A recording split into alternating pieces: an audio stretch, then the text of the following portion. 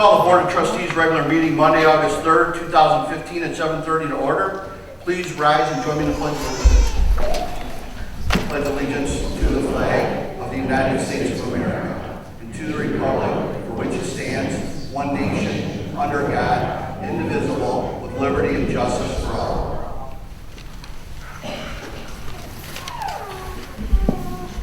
Adoption of agenda. Any additions or deletions, please? I'd like to add, under new business M, the sign in front of the building. Okay. Under letter M.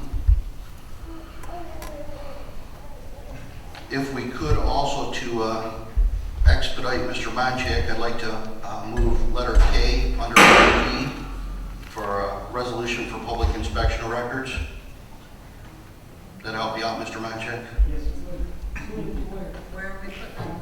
Letter K under letter D, just to help him get out of here. He's got quite a drive and would like to get out of here earlier. That's the request, correct? There's no problems with that. I'll make a motion to approve the amended agenda. Support. Motion by trustee Churchy, supported by trustee Boyd. Any other questions or discussion? All those in favor? Aye. Opposed? Motion passes. Just before public comment, I just would like to read a statement. Last week in the North Macomb Voice, we received notice of a yard waste facility proposed in Macomb County. And I wanted to address this first, so if there were any public comments regarding that, you'd know what we know. Basically, this article in last week's Voice regarding a yard waste facility possibly being proposed in the state's land at the prison next to the Oak Ridge Golf Course. I want to let everyone know that I haven't been contacted by anyone about this, nor to my knowledge has anyone on the board. And I don't think anyone else here in the township has. Anyway, after reading this article, I called our state representative, Mr. Ken Goyke. I did not hear back from him until today. In talking to him, this has zero merit. This was a story that was thrown out by a state rep who just threw something out there to say something and proposed it in our community.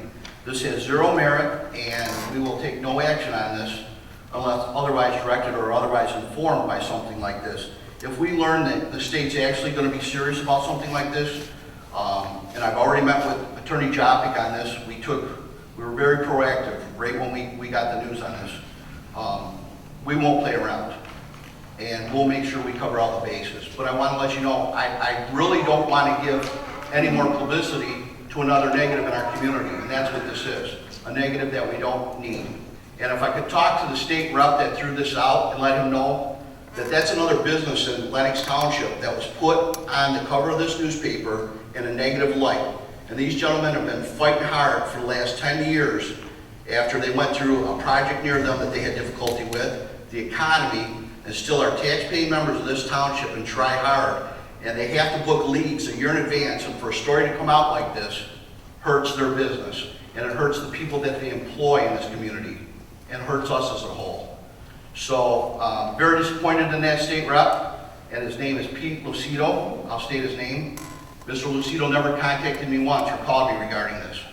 I think that was very poor judgment by him, and would welcome any conversations with him on this. So I just wanted to clear the air for everybody. Got multiple phone calls on this. There is zero merit to this, and I don't want to give it any more life. Once again, it's bolstering a negative in our community, which we don't need. We got too many positives going on that we need to promote rather than this type of stuff. So, but I assure you, if anything else happens, we'll let the public know, and we'll be right on top of it, and Mr. Jopik's already aware of it. So in stating that, any public comments at this time?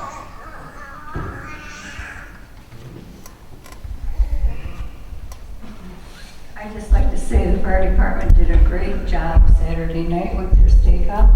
Food was good, prices were nice. Thank you. And I think regarding that, Ron, I think that state rep has a lot of nerve putting something like that out when it's not someplace that he's going to look for folks.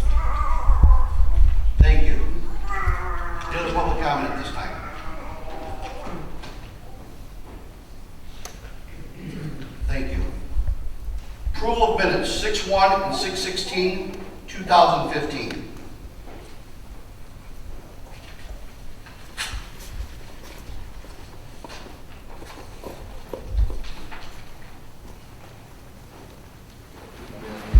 Motion to approve the minutes from 6/1. St. Clair County Central Dispatch, St. Clair Chief. Support. Motion by Trustee Boyd, supported by Treasurer Attenbacher. Any other discussion? Questions? All those in favor? Aye. Opposed? Motion carries. Sheriff's report. Actually, the sheriff is here tonight, but we're going to address him under new business, so be happy to hear from you at that time. Thank you, Sheriff. Fire Department report. Chief Rishay. Receive the file, please. Thank you, sir. EMS report. Mr. White. Well, good evening. My report, I will give to you with the month just ending. We don't have the actual run response data out just yet. I can tell you it was a very busy July, probably a record month for the EMS in July, and I'll have that data to the board shortly. What I do want to do tonight, with the board's pleasure, is swear in 3 new employees at the Ambulance Authority. I get the pleasure of doing this about once a year here in front of the board. It really always is a pleasure. The new employees kind of start in this building. We actually use this building because it has a staircase and some other things in it for our pre-employment testing. And we use the track or the park and trail out back, so they kind of have their first meeting with us here in this building, and then they come here to be sworn in after they've completed their probationary period with the department. So it always really is a kind of fun for them to be able to come back here tonight when they might not be quite so nervous. And they all brought some members of their family and other friends here with them this evening as well. So in order to keep the meeting going this evening, I'd like to call forward our 3 new EMTs who tonight will be sworn in and receive their badge with the department, and that is EMT Lauren O'Hare, EMT Hannah Vitro, and EMT Kurt Dwasek. And usually they've selected somebody that's going to actually pin their badge on. You guys can just come stand here, and whoever's going to pin your badge on, if you'd come join us up here and just stand behind them. Also, if you'd like to take pictures, please feel free to get up and move. No problem.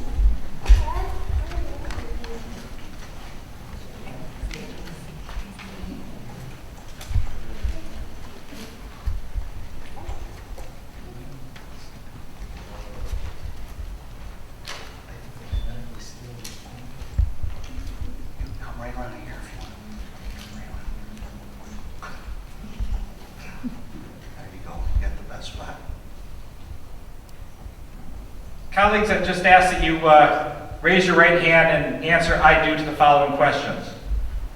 I will recognize at all times that I am a public servant and that ultimately I am responsible for the safety and well-being of myself, my colleagues, and all citizens. I will accept the responsibility for my actions by exhibiting honesty and integrity through ethical behavior. I will promote diversity within our organization and ensure fair and open access to all who call for service. I will at all times observe the highest principles of fairness and strive to meet those values which reflect honor upon the township, the EMS, and myself. I will continually seek to maintain and improve my professional knowledge, skills, and competence. Now, do you swear to follow and uphold all department SOPs, county medical treatment protocols, state and federal statutes, as well as the state of Michigan and U.S. Constitution? Do you also affirm you will not permit or cause any employer or agent acting on your behalf to do anything which would constitute a violation of this oath? And now we'd ask all of you to pin their badges on. We prefer without drawing blood, but if you don't, we do have a paramedic crew on standby here.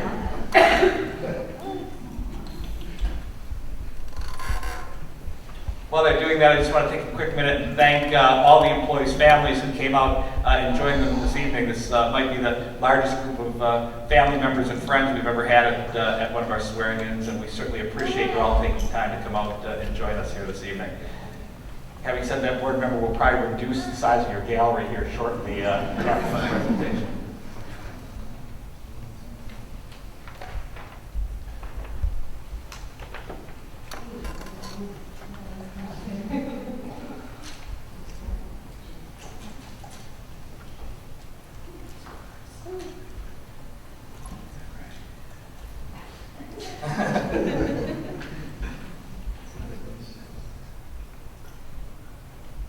not as stiff after a little while. Township Board, and most importantly, members and citizens of Lenox Township, on behalf of the Richmond Lenox Ambulance Authority, it is my privilege to formally present these sworn professionals who I now attest are fully prepared to serve you, our citizens of Lenox Township.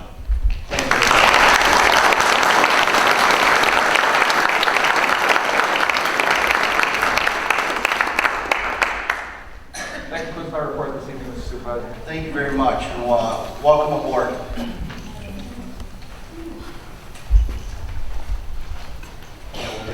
Wait a minute here if anybody wants to clear out.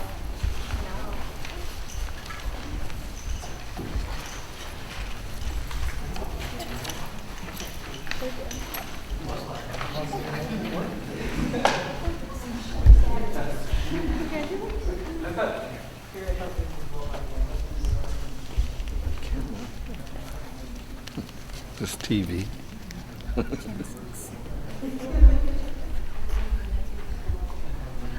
Cam, if you would shut that down for a minute when they go out, or Shemin, thank you, appreciate it.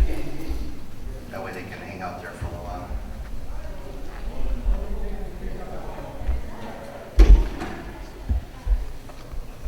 Thank you. TPW report. Receive and file, please, unless anybody has any questions. Thank you. Any questions? Code enforcement report.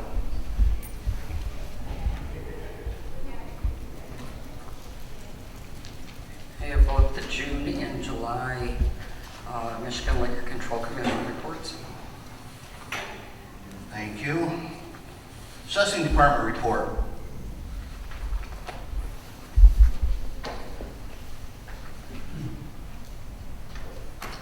Good evening. I have a couple of things that are important on the report this month. The first one that I would like to draw your attention to is that for the re-inventory program, we have completed our field visits. Those were successful. There were about 707 of those. We have started attaching the photographs that we did out in the field to the parcel records. And after that, we'll sketch and make the data changes. The most important thing that I wanted to bring your attention to is the AMAR, Audit of Minimum Assessment Requirements. That was brought to your attention a couple of months ago. The state selected Macomb County. Every jurisdiction in the county had to submit data and have the reports that were also submitted reviewed, and then field inspections on the accuracy of the field records were performed. The first thing that I would like to say is that we did get a good score on almost everything. The one thing that I would draw attention to is a passing score on the field record cards. That means that we've been doing what we said we would do all along, going out, updating the cards. There were two deficiencies, and the first one that I bring your attention to is what the state has determined is a lack of documented land value determinations. And that, they gave us a list of 73 parcels that were identified. 66 had no reason for the land adjustments, and 7 had a lack or insufficient reason for those adjustments. And those are the things that, those are a group that we need to identify and adjust those parcels, either support the adjustments that were in place for the last several years or remove those adjustments. The other thing that was deficient in the report was a policy regarding inspection of public records, and that must be approved by the township board. That is something that I was in conference with most of the board members and the attorney last week. And if I could beg your indulgence, I'd just like to read the resolution that I would propose. It's very simple because I think there's about 20 words in the statute that the state is referencing.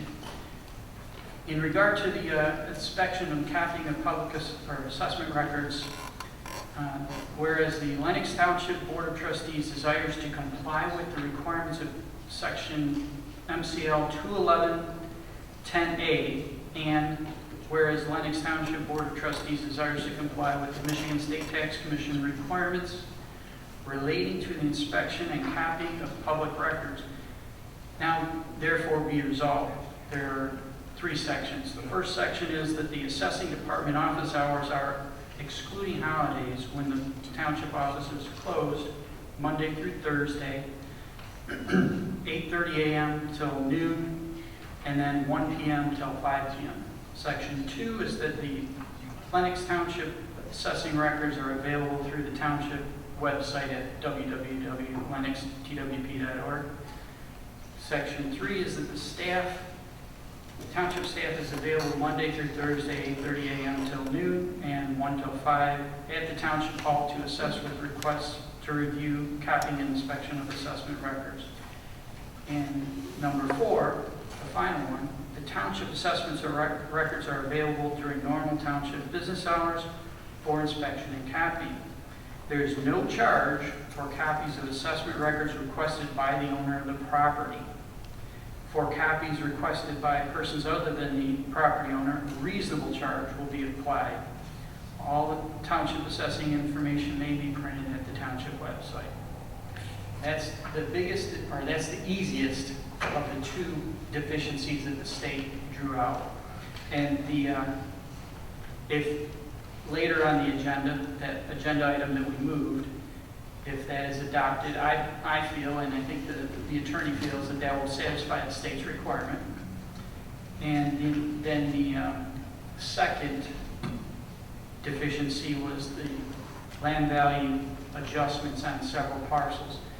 In our plan of correction, my conference with the supervisor was that for the 2016 roll, we will review and make appropriate changes on those 73 parcels.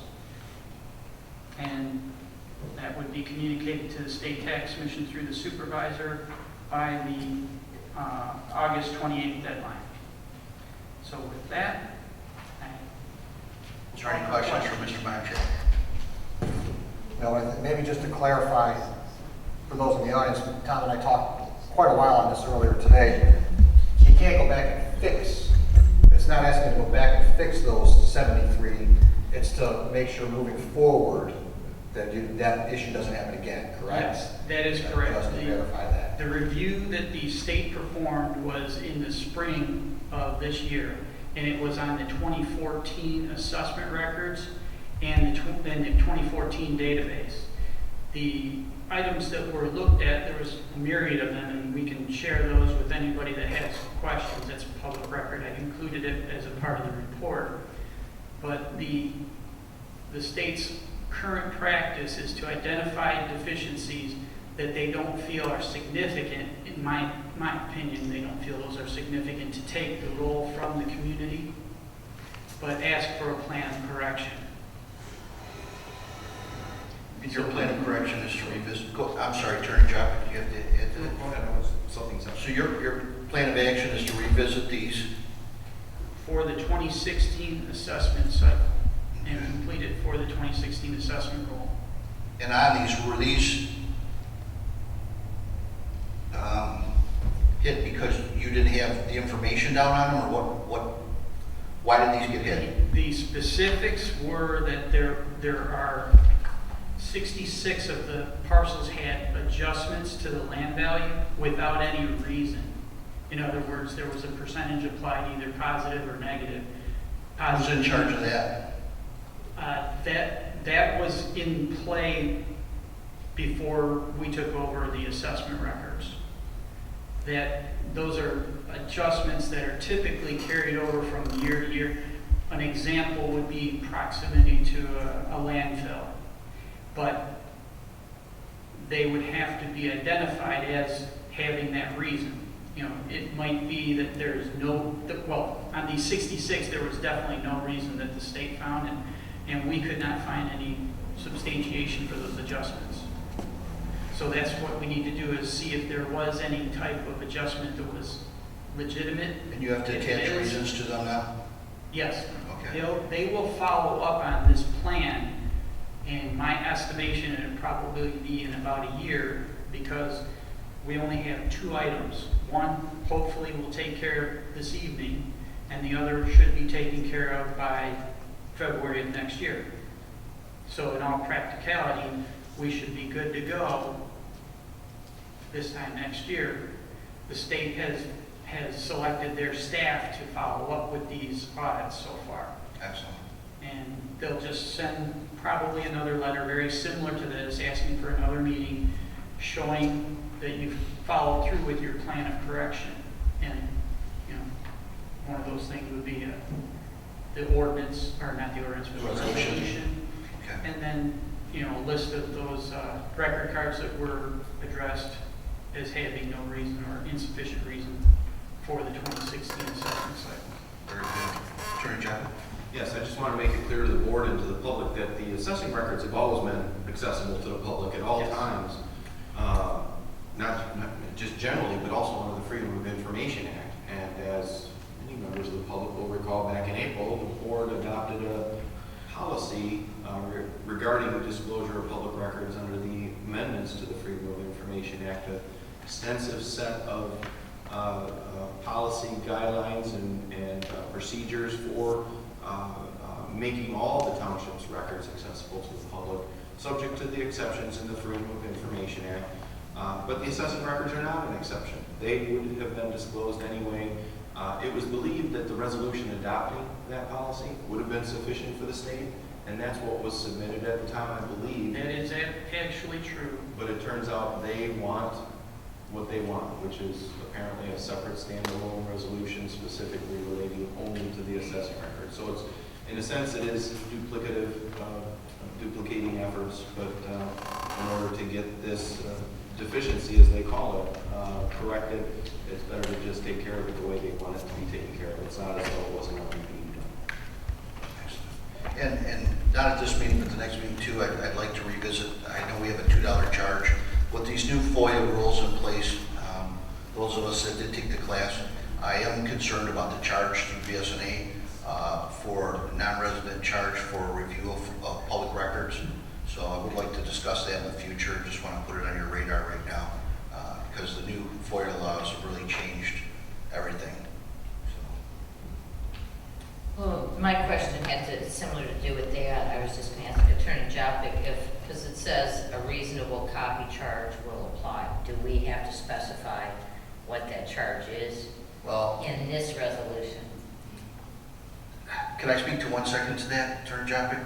When we had the class with your colleague, the reasonable charge is exactly what that machine charges per copy for that machine. It could be 0.001, and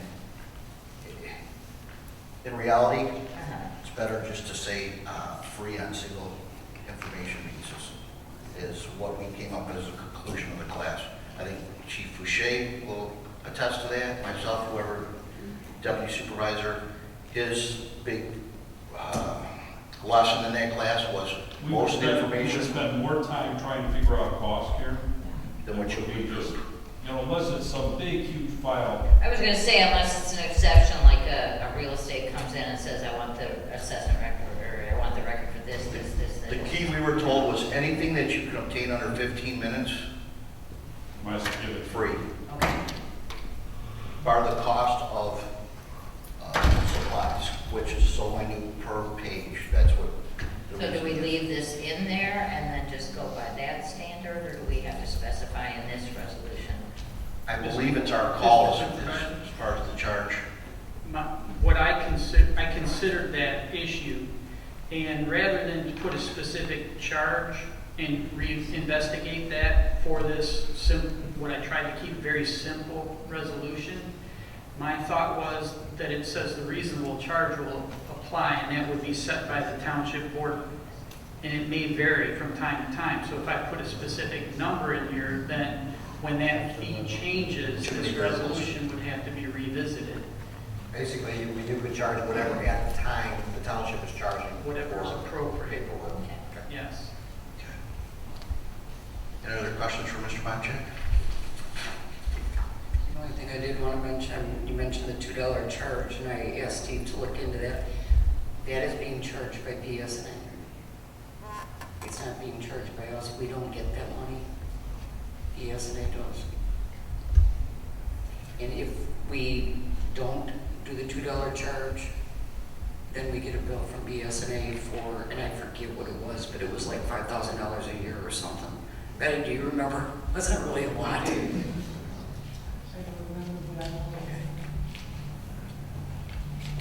He's gonna look into it, I just wanna.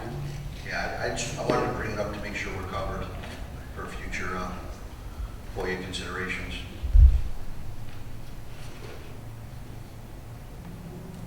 Thank you, Mr. Boncheck.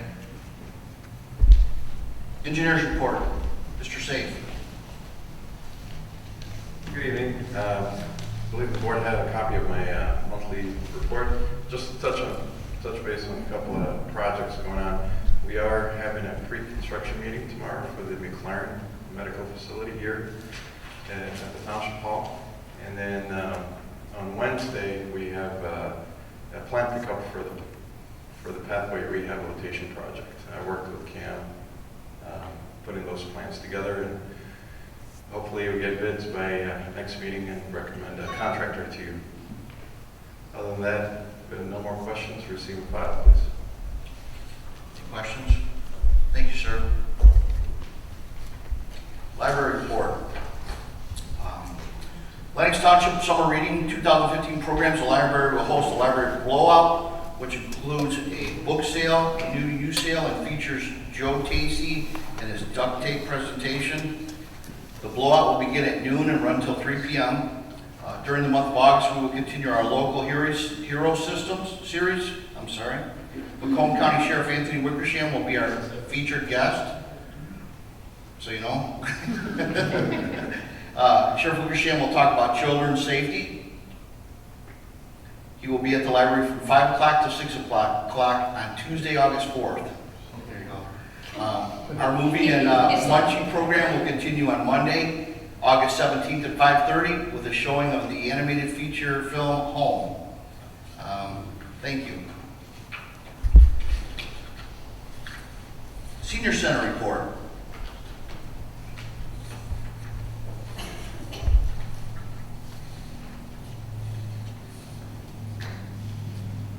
Nothing? Thank you. Supervisor's report. Want to let everybody know that we did receive the information from the savings for the bonds that we, the disclosures that we had sent over, showing approximately $32,697 by refinancing those black bonds. And actually, we got a break on costs. It was lapsed. I think we have that process figured out now. It was ourselves, Chesterfield, and the village. So we're right where we need to be now, and we had a significant cost savings, and bonds are being reissued. So I wanted to let everybody know about that. Also, I was asked by the supervisors at the last supervisors meeting that there's going to be a meeting on August 13th, and it's regarding the GLWA, the Great Lakes Water Authority, and they will be considering a resolution either supporting or opposing the transfer at their September 10th meeting. This will provide sufficient time for a comprehensive review. It'll be good for all macro communities. We're united on this matter.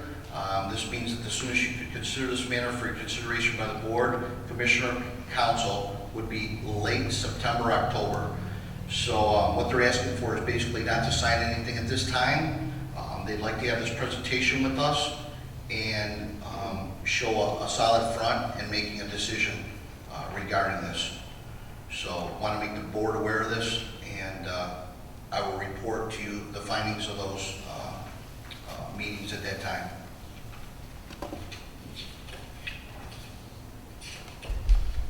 And I have nothing else. Was this the contract, Jeanette, that was regarding the GLWA? So everybody knows this is what it was regarding, and I hope everybody's copying their packet. This one. Okay, I'll make sure. They want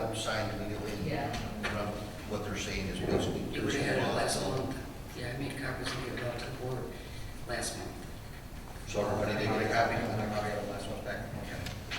So if anybody doesn't have a problem with me holding off signing that, that's what we'll That's do. what they requested. Thank you. Appreciate that. Treasurer's report. Treasurer Empire. You've got 2 months worth there. If you got any questions on it? Is that Bell River is stagnant right now, or there's no, from month to month, there's no change with that? What we did with Bell River a few months ago, Karen, was to make money available for the parks pathway and all that. Mhm. I took it out of the CD, Okay. and so we didn't have it tied up and we couldn't get at it, and it's just in a savings, and we'll know you're not getting too much. And they do it quarterly. Okay. Bell River does it quarterly. Thanks. I'll make the motion that we accept the treasurer's report for May and June of 2015. Support. Motion by trustee Churchy, supported by trustee Boyd. Any other questions or discussion? All those in favor? Aye. Aye. Opposed? Motion passes. Orders and bills.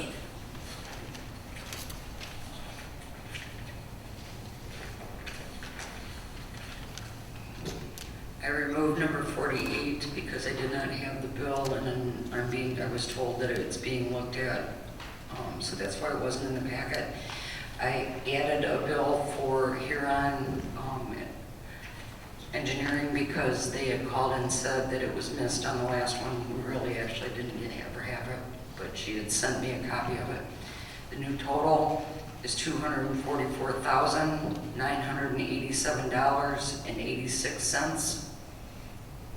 And just as an FYI, the annual premium that we're going to be looking at with nickel and sap on B is included in this.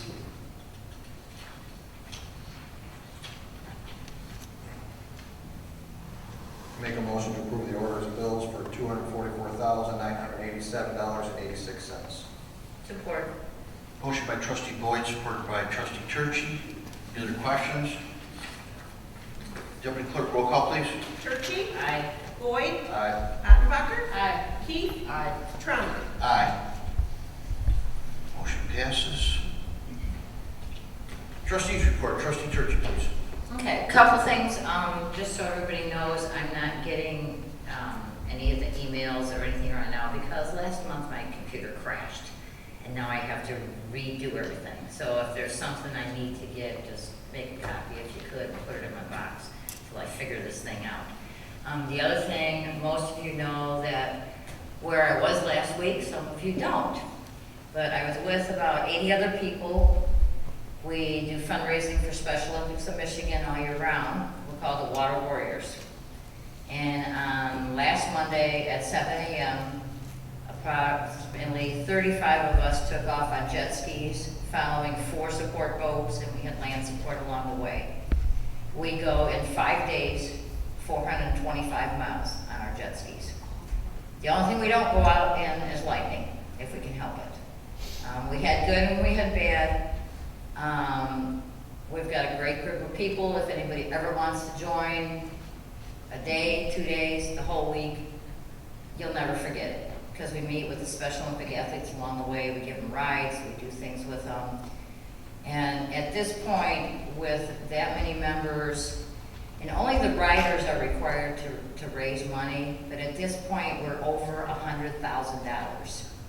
Our goal is by the end of September, when our fiscal year closes, as $150,000.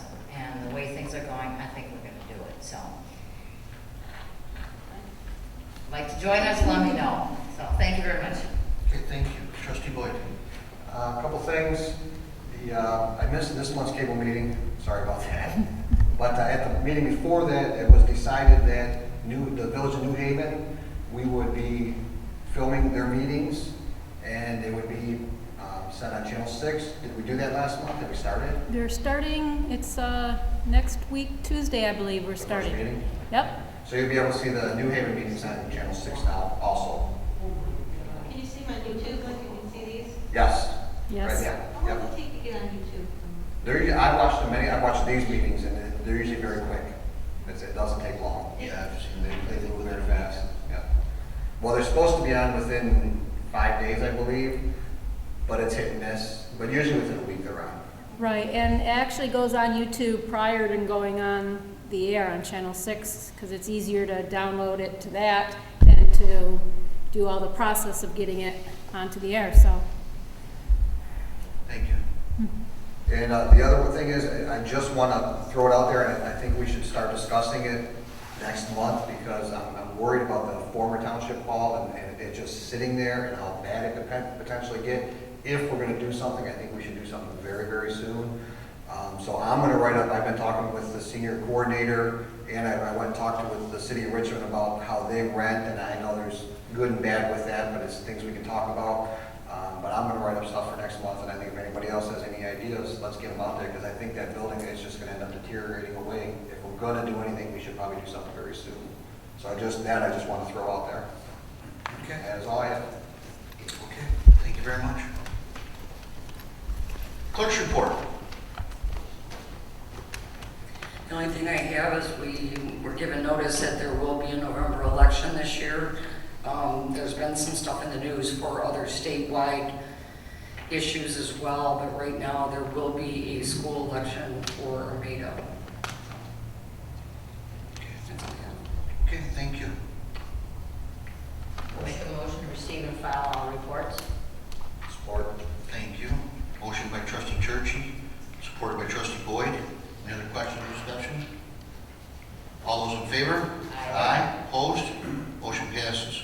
Unfinished business, building official advertisement.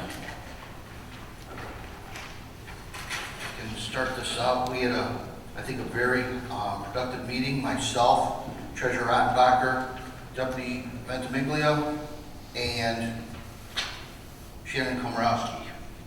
Correct? I think that was, we brainstormed for quite some time. I think we're on the right track. Basically at this time we went to get authorization for this advertisement to go out. And we're still figuring out the pay structure, but we want to advertise for all positions and backups for all positions. Am I correct in saying that, Treasurer Ottenbacher? So just want to make sure, I think you're on the same page as me that we cover all our bases in this. And we're taking it very seriously and spending a lot of time on it. So Would the advertisement go out without a pay scale? Because we're still working on it, or would we advertise with? we're still working on the pay scale. We do not have that down pat yet, but I think we're close. I think we're in the right direction. And I hate to put it out there without being 100% sure right now. But I think we've got it narrowed right down. Would you want to put in here backup inspectors as well, maybe something that says backup? Because somebody might apply for a backup that doesn't want to be the full. I have no problem with that. I mean, if you want to cover it all that way, it's fine by me. I think it should mention something about Because backup. that's one of the issues that we have now. We do have some people that are knowledge as backups, but we want to make sure we lock those people in and look at the other positions also. Shannon and I worked on this advertisement last week. It's real easy to add in that first line after the word plumbing but before trades, and add in backup inspectors also. You could also do Lenox Township is seeking inspectors and backup inspectors for. Right, it could go either or. Yep. I know at the meeting we discussed the Macomb Daily the next 2 Sundays, but then we saw at the MTA, their classified section, it's only $42 to have this ad in there.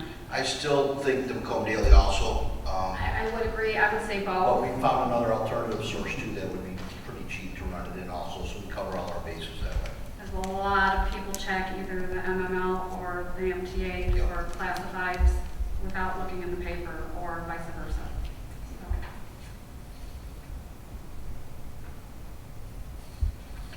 So we would need a motion on that. Oh, and our website, yes, thank you. That was one that we thought of too. Yes, we did talk about that. So you want it in MML? No, that one's very expensive. Oh, okay. Just the That MTA. was outrageous. So just the Yeah. MTA, the Macomb Daily, and the website? Yes. The MTA, it was only $1 a word. The MML was 20 cents per character. That means every letter, every space, every period. It came out to like $100, which is, we've got the MTA on the website and Macomb Daily. That's more than enough.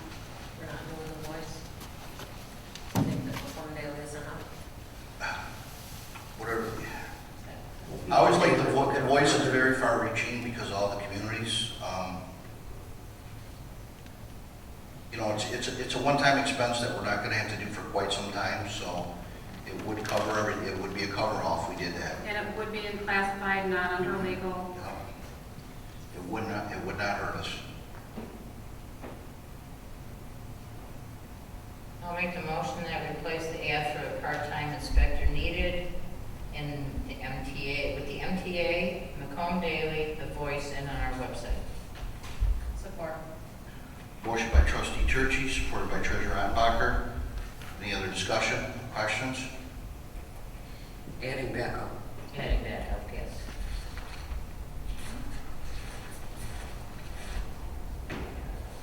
All those in favor? Aye. Aye, opposed? Motion passes. Thank you. Thank you. Thank you, Jeanette. New business, Macomb County Sheriff Department contract renewal. Sorry to keep you waiting, sir. Thanks for being patient. No, that's quite all right. That's quite all right. It's a good thing you came because you wouldn't have known about the library. Actually, that's a plan, but, you know, obviously the tragic out on the lake. I understand. As I was coming up here, they recovered the bodies, so. Did they? So I've been dealing with that while I'm sitting up here, so. Yeah, sorry to hear about that. That's okay. That's all right. So we're here, obviously our contract with Lenox Township expires at the end of this year, and again, I think we have a great relationship and we want to continue this partnership and continue providing the service to the residents of Lenox Township.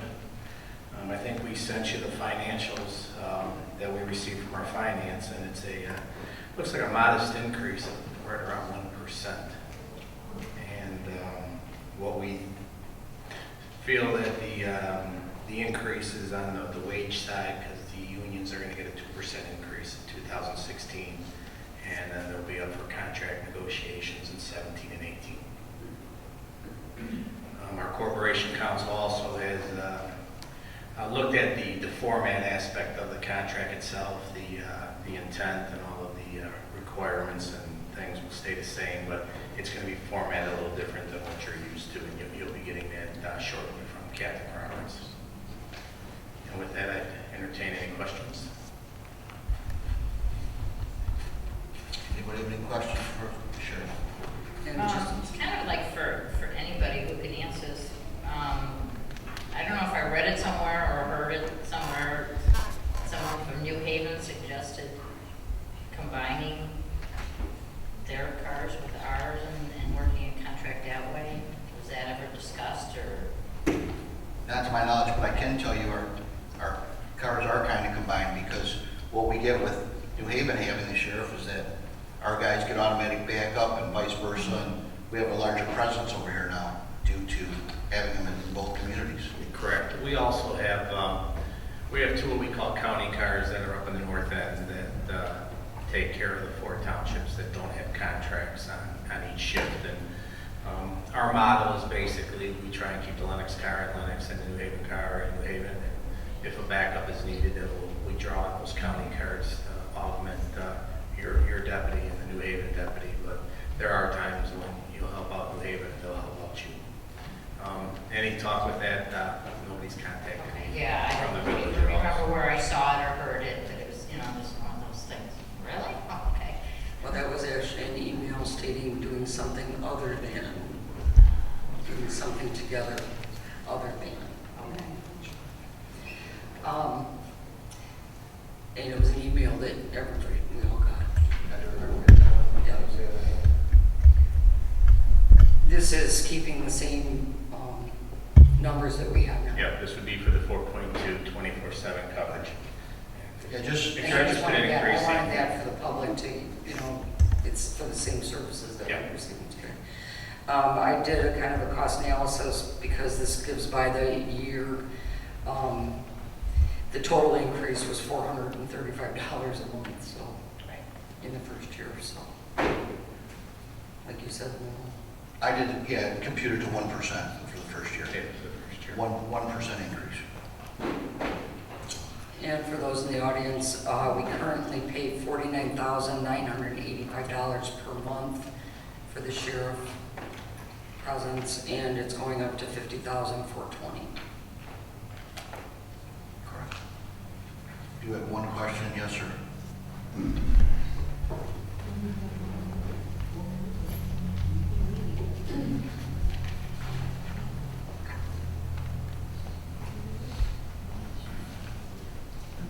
Kirby Strauss, 27 Mile Road.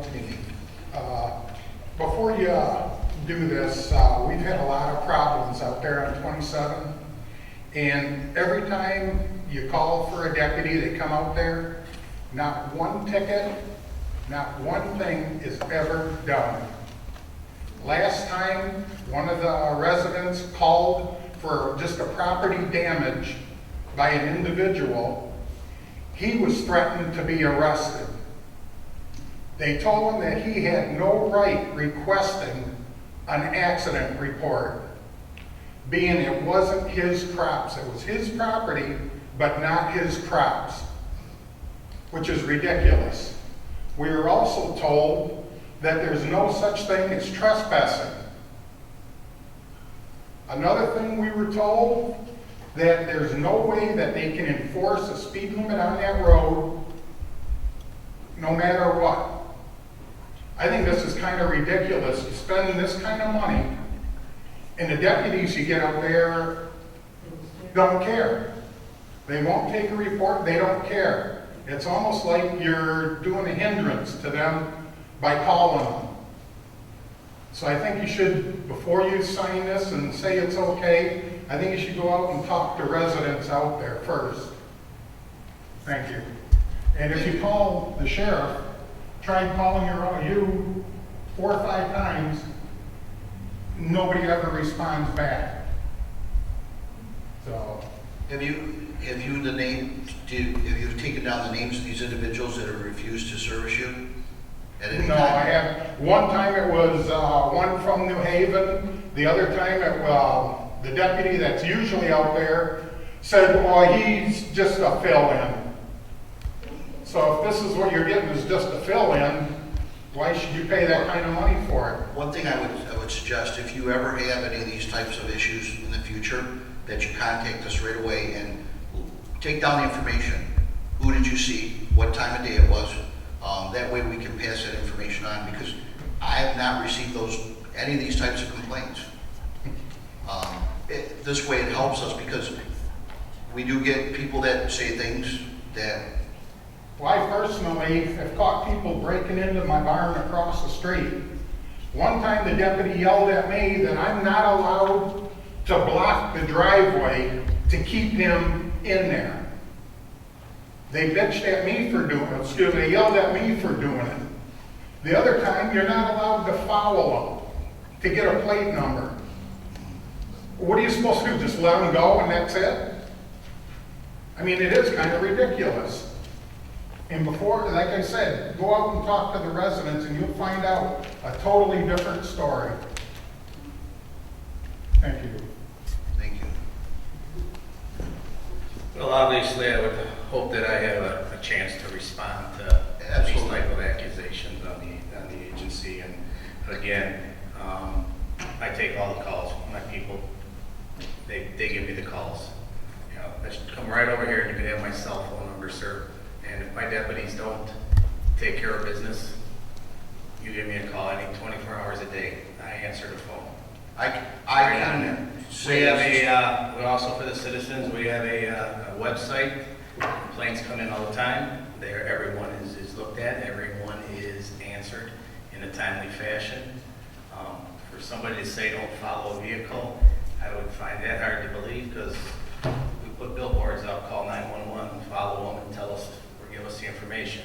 again, you know, some of those things may have happened, but to throw them out here and ask me to justify them. If there's a problem, there's a date, give me a date, time, give me a deputy's name, and we'll educate them on what we do, so. I'd just like to speak for a second. That is what's crucial to us, is getting the information. If we don't have the information, we can never do anything about it to fix or solve a problem if there is one. I can only attest that when I call Sheriff Wickersham, he answers the phone. And usually, every single time right out of the gate, if not, he calls back in a short period of All I time. ever got was, he's out of the office. That's all I've ever got. I mean, I there's no left excuse my to get it, name, not, number, everything, and yeah, there's no excuse not to get a return phone call. I can only tell you my experience that he's always returned every phone call and always, I mean, 90-some% of the time he answers the phone. I know he's busy, but our guys in the field too, if they're not doing the job, take down their name, the time, everything, supplies with that information, or call sheriff directly. I think you'd prefer that more so, letting him know, but I've not had any of these problems related to me. this has been going on for like 4 years out there. I've been broken into 9 times. It's ridiculous out there. And every time I got yelled at for holding them, for the one time, property damage, got a plate number. Well, did you see him driving? You tell you don't follow them, but did you see him drive? I mean, it's kind of ridiculous, the stupid things they say. Well, if you're, you know, again, it may be stupid, but you gotta, you know, put a case together. You gotta be able, you may get the license plate number, but we gotta have somebody be able to identify who's driving the car, because we're not gonna get warrants. But you have a problem, the next time they come out, and you don't like what they say, you call me right away, and the situation will be fixed. Right when it's happening, 24 hours a day, so. Yes, ma'am. With Kirby on 27 Mile Road, and I've been out here 40, 50 years, and I would not believe the way my neighborhood is now. If you would have told me this 5 or 10 years ago, I would have called you everything. Look, I call it now 8 Mile, because the trailer parks, I know not all people are like that, but the majority, they think on a different level. They have no respect. Everything within sight is theirs. We cannot patrol 21 acres all the time. With the snowmobilers coming through, the high-speed racing snowmobilers, the snow was this deep. You have farm equipment parked, you have posts, you have culverts hidden. They came screaming through. Well, Kirby followed them, but Kirby got in a little bit of trouble for following them. And I said to the officer, my insurance company's telling me we're high risk. I said, they don't belong on our property. It's private property. They're trespassing. Well, that's not going to hold up, and you're in a high risk. If anybody gets hurt on your property, you are sued. So I said, well, how do we protect ourselves? You put up a fence, then they're decapitated. They're not abiding by any signs. What do you want me to do?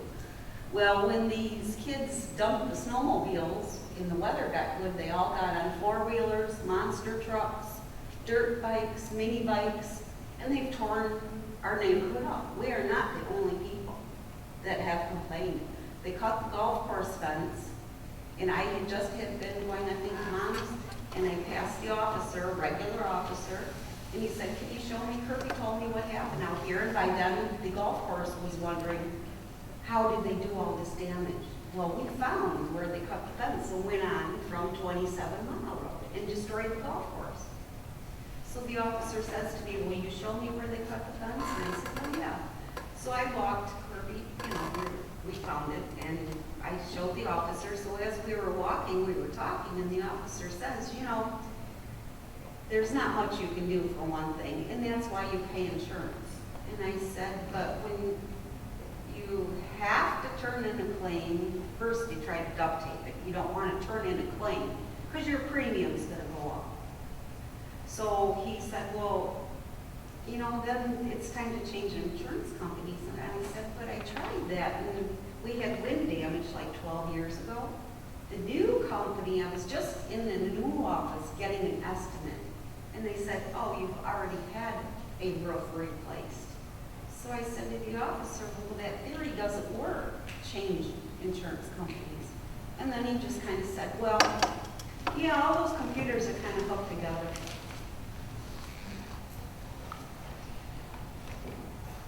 They're wearing helmets, it's dark. When you see a blur go down, and I think the fire department and EMS responded, and I knew it was gonna happen, something went by my window. I knew it was a dark color. I couldn't tell you whether it was a truck or a car or a van, just something dark. I'm talking 70, 80 miles an hour. And by then I was in the backyard, and I looked down the road and I see this big cloud of dust, and I went, oh my God, he wrecked on the bridge, Hoffman's Bridge. Well, he didn't really, but I didn't hear anything. When you hear a wreck, you hear metal and all kinds of. Can I stop you just for a second, please? And what we need when you experience these is for you to contact us or the sheriff and get involved. And I can tell you, last month alone, I had the same issue with the dirt bikes on 27 Mile Road. The sheriff sent out 4 cars, and we got them all. And it was due to participation with the residents. And I can assure you, that group has not been ripping up and down the road. Because They're in their trucks more now than they were on the motorcycles and mini bikes and stuff like that. They're more now on those big trucks. Well, then I would appreciate a call, and we'll coordinate with them and give them that information, and we'll take care of that problem too. We can't take care of it unless we find out or have involvement. And if it means you calling immediately when that's taking place, I know that's what helps me relay the information. We don't know if the officers are just, their hands are tied, or they're just burnt out with these pumps, or they're just fed up with them. Because in the wintertime, something had happened right in front of the house we're speaking about, and there was an officer already on the scene, and one of these kids was on a dirt bike in the intersection of County Line and 27 doing donuts on the slippery road. On one of those dirt bikes. And the officer is sitting right there in the seat watching him. Now, isn't a dirt bike, number one, an off-road thing? And you got the guts to do this on a main highway in front of an officer? Well, on County We Line, all waited for, oh, this kid's gonna get hauled off. County Line, there is a separation of enforcement. On the other side of County Line where they were riding, that is St. Clair County, on the other side of the road. They do not have enforcement there. I don't want to speak for you, Sheriff, but I know they. Sometimes we're the ones that get in trouble, and the bad guy gets away. The officer will believe their story as opposed to the residents.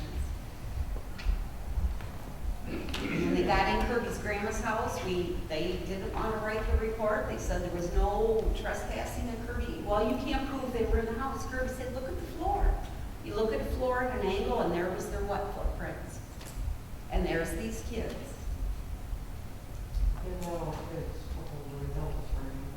I mean, we're tired. We can't keep them out. They're coming with power stuff. They'll cut locks, they'll cut chains. They're trying to break the doors. They're trying to get back in our barns. We've put cameras up. We have a picture of a person. Now identify that person. Plate number and a face. We like to sleep occasionally. Did you turn that information over to the sheriff? Yep. What? Well, sometimes we do, and sometimes we figure, why bother? I want to sleep in the barn. I'll take the 22 with me and sleep in the barn, because then I'm going to have them. It's not a picture, and it's not just a plate with no driver. If I got to catch somebody, I'm going to be serious about putting a stop. My sons tell me, Ma, don't do that. It's my barn, it's our equipment, they have no business, no trespassing sign, no private property. I call it 8 Mile, the road I grew up on. Between the trailer parks, the drugs, the sex, the BS, it's like 8 Mile. Port Huron has a section of town like that. That's where Lenox Township's. I'm telling you, Ron, we've seen things we thought we would never see. I can tell you, I wouldn't. We thought we were kind of. Make that a blanket statement, because we have a lot of good people over there that care. That community, as all communities, you have your good, your bad. But I can tell you there's a lot of good people over there too, and I wouldn't make a blanket statement like that. And I can tell you what you're experiencing. If you want results, that information needs to be passed on. It'll be dealt with. We're hesitant, because sometimes we end up the perpetrator and the good guys going, ha I can assure you, if you're following the law and doing what you need to do, there'll be no repercussion. I don't want to, once again, speak for the sheriff, but I think he can advise you on how to call them and what to do. We've asked for speed control. There's a difference between 50 and 70 on a dirt road. Well, as far as that goes, I can tell you that's every dirt road in Lenox Township. The speed is not just out by you guys. But They're up and down my road the same 26 way. got overloaded, so all those people that don't want to deal with 26 hit that That's- dirt road at That's 70 miles an everywhere. hour. That's everywhere. That's not They always just you stone guys. those roads like they did Frost Road, the stone like this, they won't drive like that. That's the first, I don't know how much of 27 is agriculture, but when you got tractors, cows, horses, even a kid on a bike, our kids can't ride bikes. It's not safe to be out there anymore. Okay. Thank you. Sheriff? We will take these complaints back and I'll talk to my staff and it'll be addressed. Thank you. Can I just comment to? Pardon? Can I just comment to him? If you'd like to make a comment, please go to the podium. Okay. Vicky Lumen, everybody knows who I am. I would just like to say, I think the wrong impressions were kind of floating around. We do appreciate what you guys do. I would not want to be a sheriff in today's world because there is no respect. We all know that. And they are not afraid of these guys, period. And we've all seen it there. But I just want to let you know, for the guys that are doing the job, that treat you like a human being, that aren't the sarcastic, whatever. Maybe they've had a bad day. I don't know. In this world, I think every day for a cop is a bad day. And they come up and they say something to you that just isn't the right thing. And you're trying to do the right thing by telling them who these people are and what's going on. We did get help from them, and you guys helped us. We did get some of that stopped. But I don't want people to get the impression that we don't appreciate everything that they are doing. Because in this world, I would not want to be one. I would not want to be a sheriff in today's world. There'd be a lot of people walking around like this. Shoot them, stop them. Really? I'm serious. Any questions for Sheriff? This is a 3-year contract, correct? Correct. There's a slight typographical error on the agenda indicating that it's 92 years. Just clarifying. Yeah, that works for me. That should give me the retirement.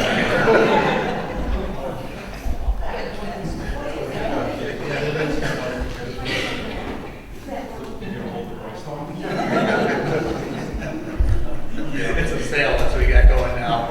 One time, it's like 92 years. I would like to comment, and my neighbors have said the same thing to me. I'm betting that on average I see at least a car go by at least twice a day, 7 days a week. I mean, the patrol I feel is pretty decent. It's once if not twice a day every day that I see. But I'm on the farthest end. You can't get any farther in the township than where I live, and you guys are still out there. So I can only speak for my road, and no, it's not because it's just my road. But they are out there. Point them that way. And I will advise any resident, if you're having trouble, call. If you don't feel you've been serviced properly, call again. If still not, call us here too. We can relay the information. But we take down the date, the time when you called, the person you interacted with if you did. That's what helps us fix things if there are issues.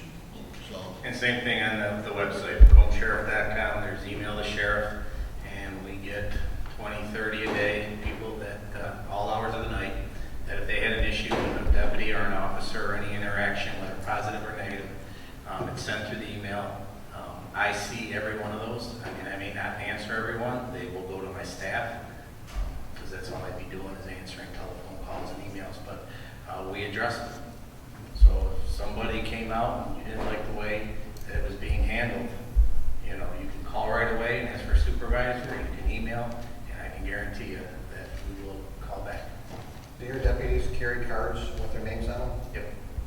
So Most ask of for them that do. card. Most of them do. The cards for the deputies is cost out of their pocket, but they have cards that'll have a complaint number.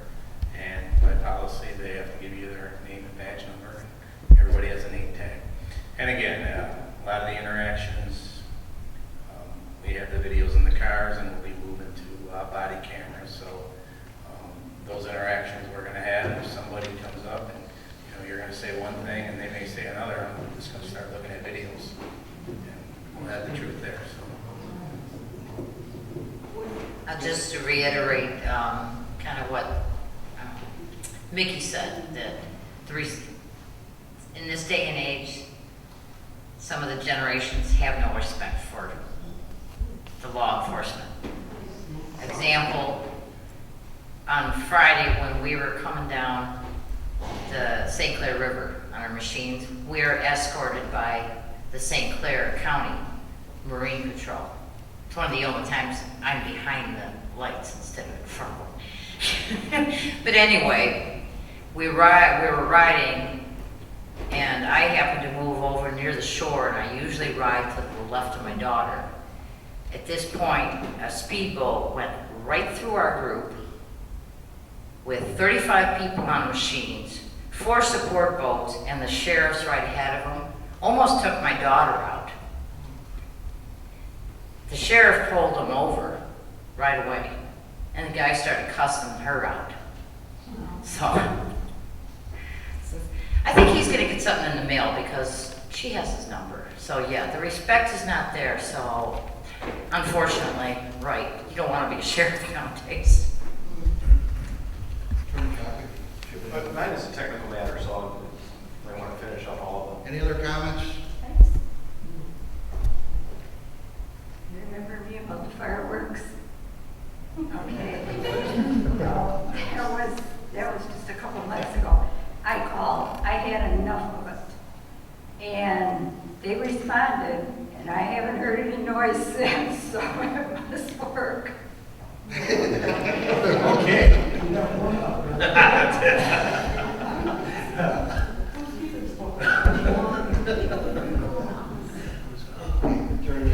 Yeah, I just wanted to say, the board, as the sheriff mentioned, does not have the contract yet. We're going to be getting the contract, so I just suggest that if it's approved this evening by the board, that it be subject to review of the contract.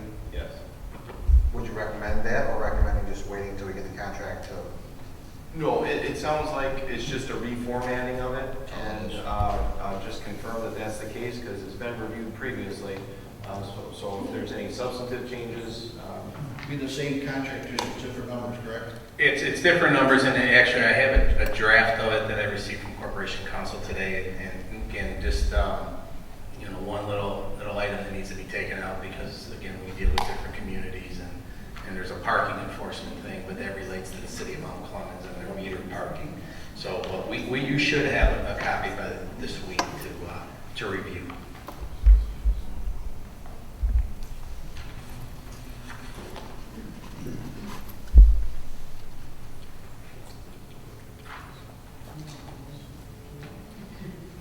I make a motion that we approve the 3-year contract with the Macomb County Sheriff's Department with the stipulation that the contract is reviewed by Attorney Jopik prior to signing.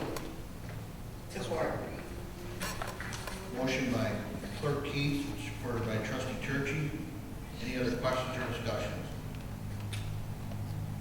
All those in favor? Aye. Opposed? Motion passes. Thank you, Sheriff. Thank you. Have a good night. Kirby and Sherry, I understand what you're saying, but I'd rather have it than not have any.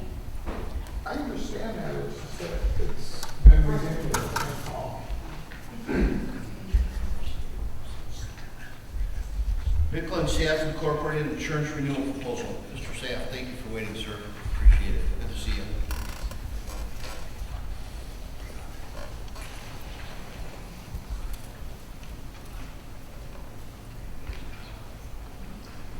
Good evening, Supervisor Trombley, members of the board. Steve Saff Jr., Nickel and Saff Insurance. We're the township's current insurance agent. We've delivered the renewal proposal with the township's current carrier, Trident Insurance. Happy to report the coverages and deductibles that have been secured in the past have been retained. We have a modest increase in the premium reflecting the expenditure increases from $8.2 million to $10.4. We continue to afford the inverse condemnation coverage, including the defense expenses outside, which becomes important as the economy improves, we feel, and development hopefully heats up. The liability limits secured by the township for general liability, public officials, employment-related practices, and automobile liability are a total of $5 million. We're obviously covering the buildings, the fleet of vehicles, employment-related practices I mentioned a moment ago, the water, sewer exposures as they exist. Again, I'll continue to be included as in the prior year. Trident is an admitted carrier in Michigan. They are guaranteed by the State Guaranteed Fund. You're allowed input on the defense and covered claims as far as the assignment of defense counsel.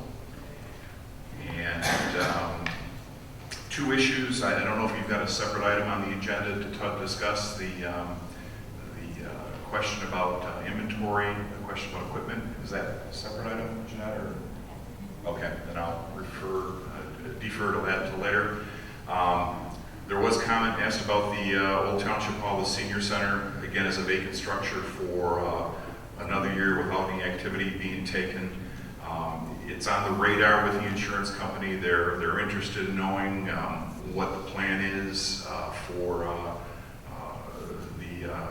the next 12 to 24 months. Coverage is afforded. There's no restriction in coverage at this time. I think if there's a continued unoccupancy vacancy of the building, you may see an increase in the property deductible in the future. But at this time, again, they've just got to, they've got their eye on it. Any other questions for Mr. Saff? We have no deductible on the liability coverages.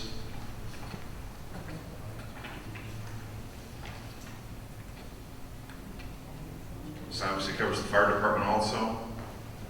I can report to you that Mr. Saff is one of those individuals that when I do call, he answers the phone and he's usually there. So that's very much appreciated. Thank you. You should have hopefully in front of you I did a 2-page letter that just gives a brief summary and some highlights, and there's a detailed Trident proposal that offers the information on per line of coverage. Again, prepared to answer any questions.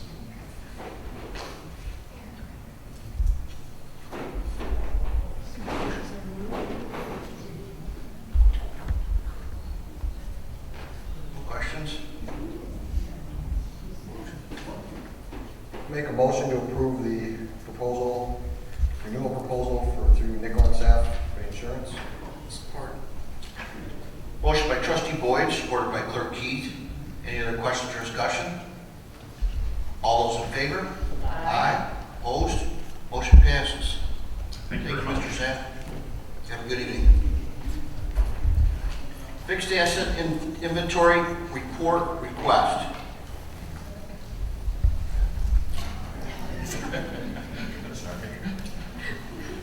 We have 3 people usually involved in this, I believe. Deputy, the engineer, and the insurance company. If you'd like to speak to this room. This is done every, well, it's supposed to be done every year or every other year. Correct. We haven't done it since 2010, and I've been doing it as long as I have been employed here every year. I started doing this with the previous engineer company, and it really needs to be updated. And you do this in coordination with the engineer? Yes. See, that's the only question I have is why the engineer? Because he's very expensive. Okay.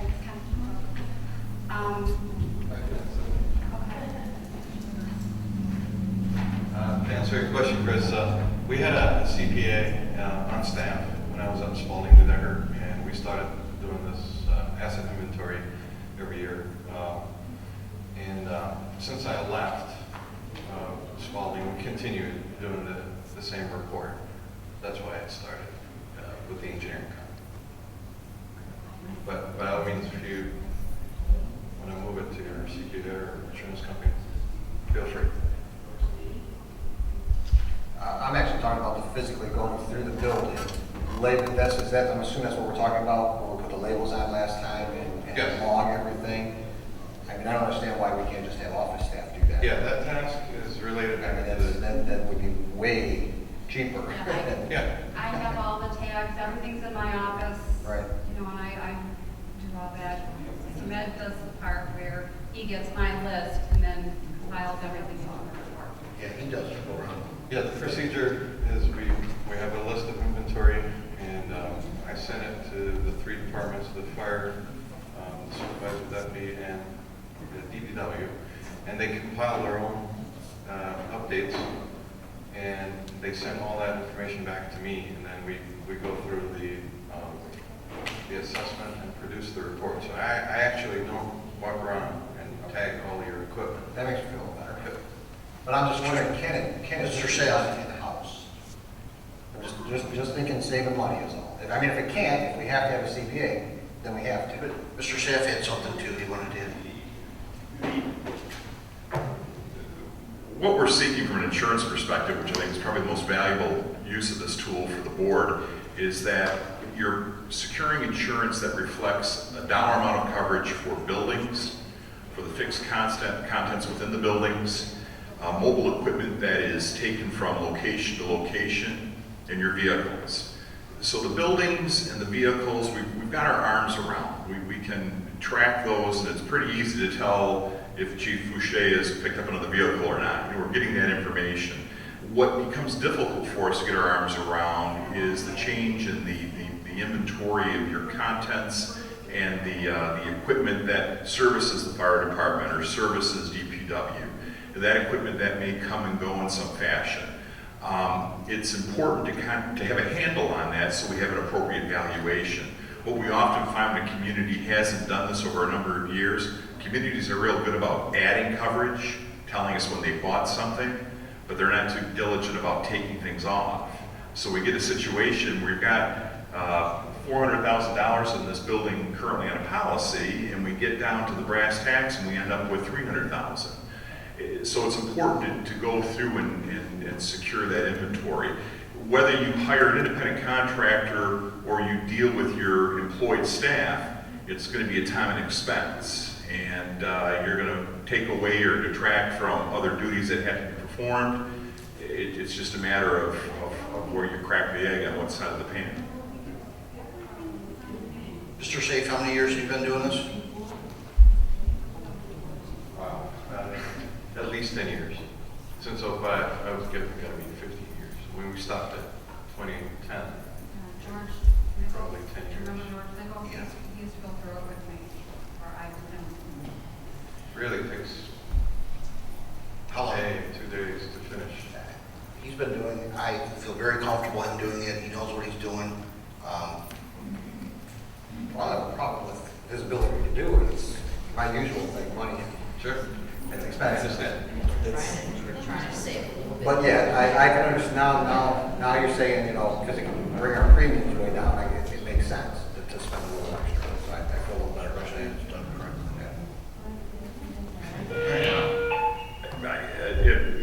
If expense is a cost, this is such a valuable tool for us as far as assuring proper insurance. We'll contribute $500 to the expense.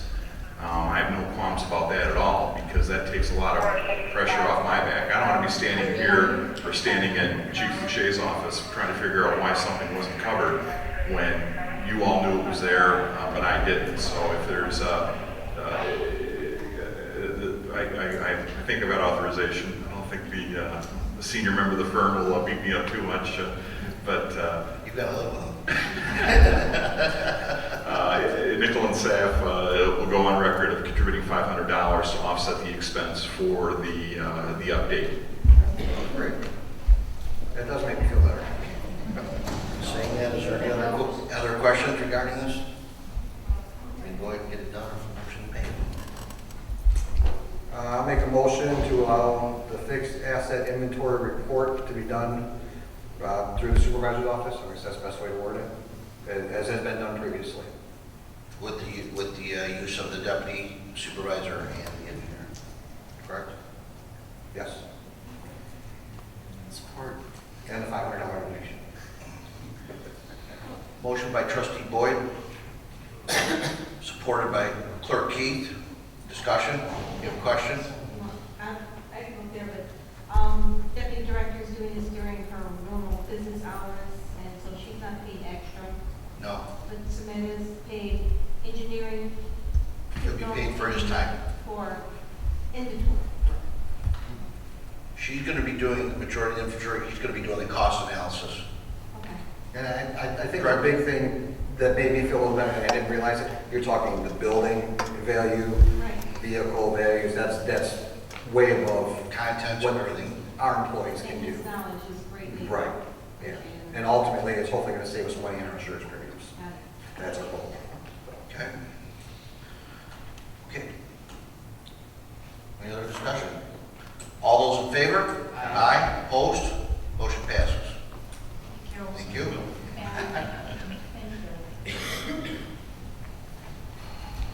Okay. Solid waste collection and disposal contract extension and modification. You switched around so it's the public inspection of records resolution. No, that was No, after. it's after D. I thought you said D. I got it between D and E. Yeah. Solid waste collection and disposal contract extension modification, Mr. Greavy. I'm sorry if there's some miscommunication there. I thought it said after D. I can see where D sounds like E sometimes. Good evening, Mr. Supervisor, members of the board, members of the public. My name is Patrick Greavy. I'm with Waste Management. I'm a public sector representative. I deal with managing the contract for the collection services that we provide in your community. First, just let me say that we're very pleased to be your partner in that regard, to have held that contract since 2009 and prior to that, actually. I've talked with the supervisor about the contract. The term is coming up in October 6th, I think it is. And we're pleased to present an opportunity, if you are interested in it, to extend that contract one further year. There would be no change in the cost. It would be the fourth year of the contract and the services being provided at the same cost to the township. We talked with the supervisor and his staff about one slight adjustment so that we would be responsible for the carts that your residents have and the maintenance of those carts and the ongoing replacement if they're damaged or worn out. That's a little different twist than what's in the contract now. Currently, if a resident's cart becomes worn out due to normal wear and tear, they rent a cart from Waste Management during this one-year extension. We would just replace that cart and there would be no charge to those residents. And so if that meets with your approval and the board is of the mind that they would like to continue that contract for one additional year until October of 16, Waste Management is prepared to do so. With that, I'll ask if there are any questions. The replacement part, I've had a couple people tell me that there's disappears. Would it include that? It would. That's been, I have to. And they do disappear.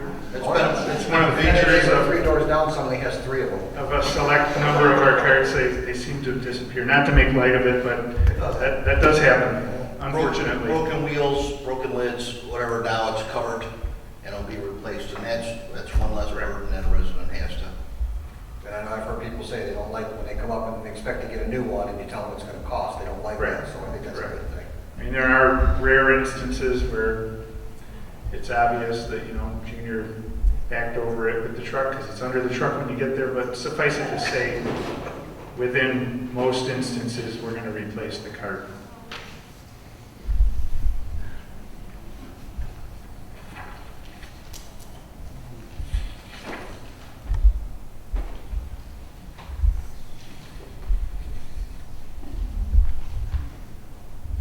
I think since we're keeping the costs the same and actually throwing that in there, I'll make a motion to approve a 1-year extension and modification of the solid waste collection and disposal contract with Waste Management. Support. Motion by trustee Boyd, supported by treasurer Atmacher. Any other questions or discussion? All those in favor? Aye. Opposed? Motion carries. Thank you, Mr. Green. Yes, thank you very much. We appreciate your consideration and your support. Thank you. Okay, now, K, resolution for public inspection of records. Mr. Manchak.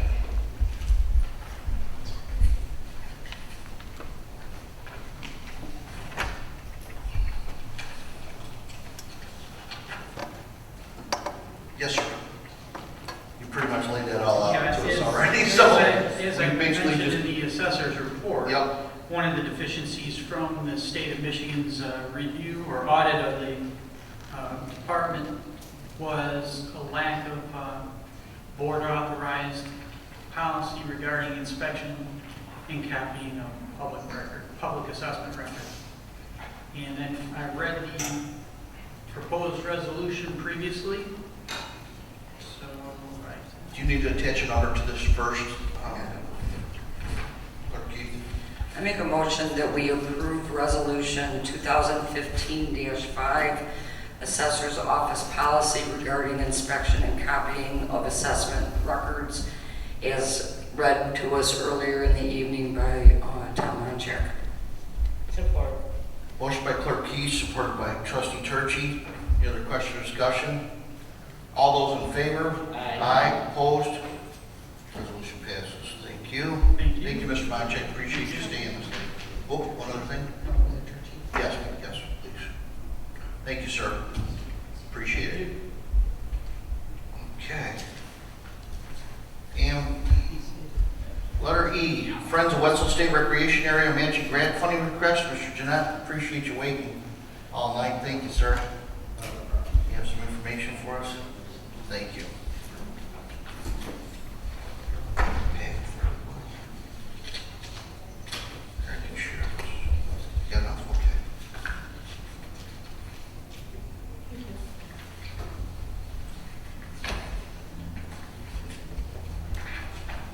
Would please introduce yourself? Thank you.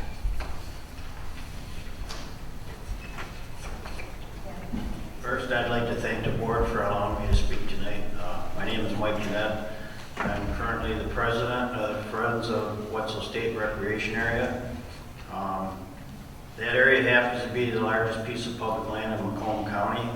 It sits between Waterman and Olmo, 26 and New Haven Road. It's 960 acres approximately. We formed a friends group back in the late 90s, and not much happened there till early 2000, I believe, 3 or 4 area. There was wetland mitigation done out there, 120 acres of wetlands put in. As part of that project, there was a trail system put in, handicap trails, a couple vaulted toilets, a couple parking lots.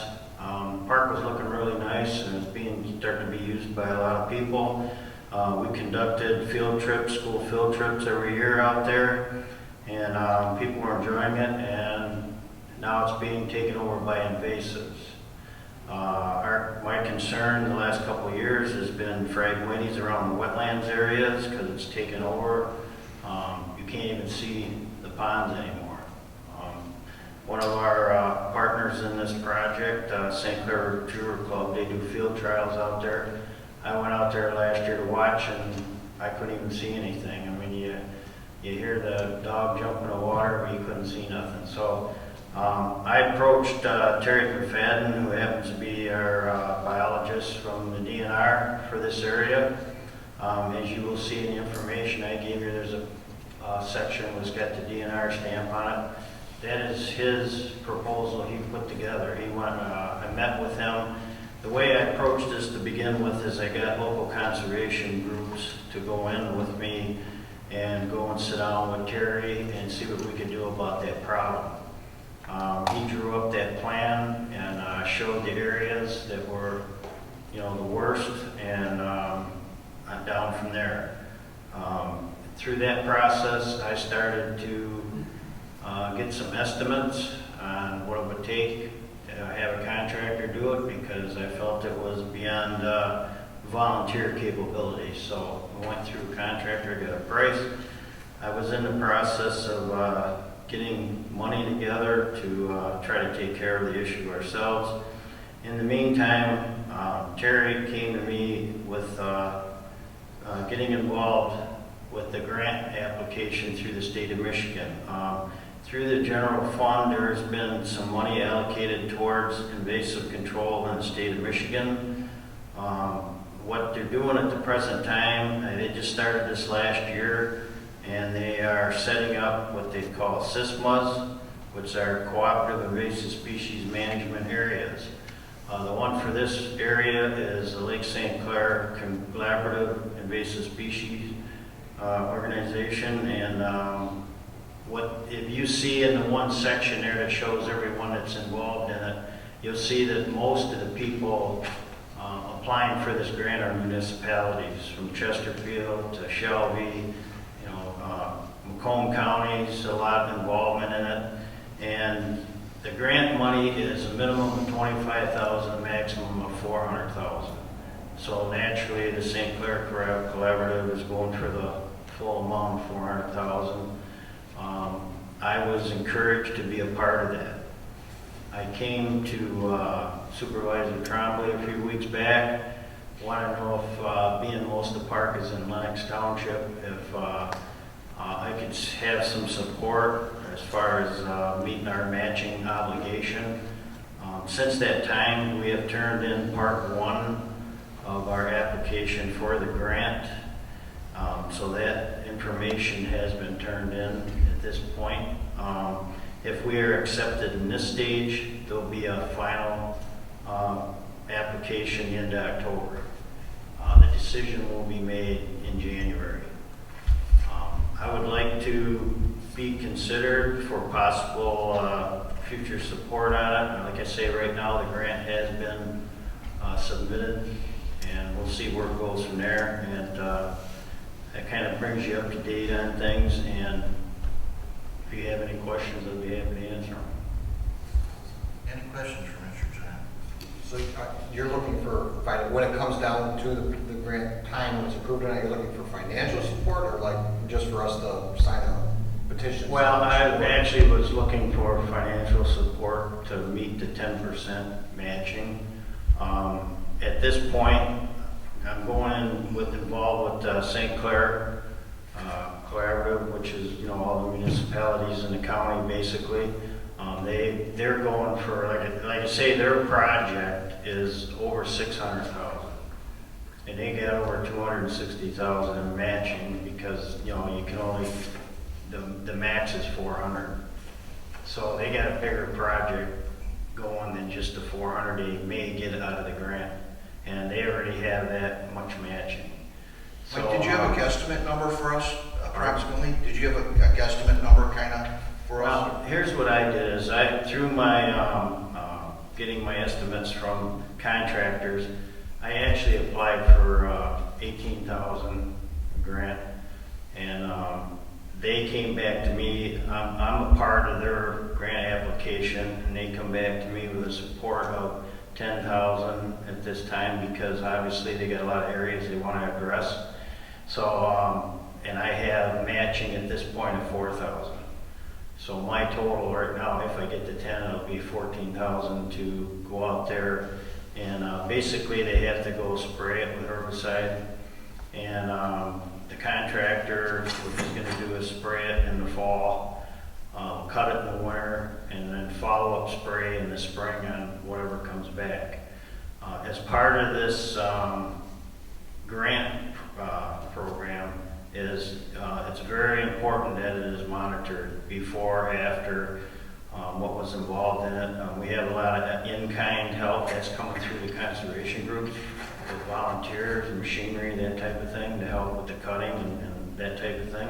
So we do have in-kind involvement too through the conservation organizations that are involved. But right now, that's where we stand. Our application had to be in the end of July, so we already are in the process. So if they get awarded a grant, we'll get awarded. That's what we'll get out of it. So you're just getting a portion of what they basically did the grant, you're gonna get a portion of it, which you match up to. Yes, and Terry sits on the steering committee, and he basically supported us with the county, and said, you know, help the park out there. So, and then he encouraged me to go along with that as well at this time. So we're going to see how it goes.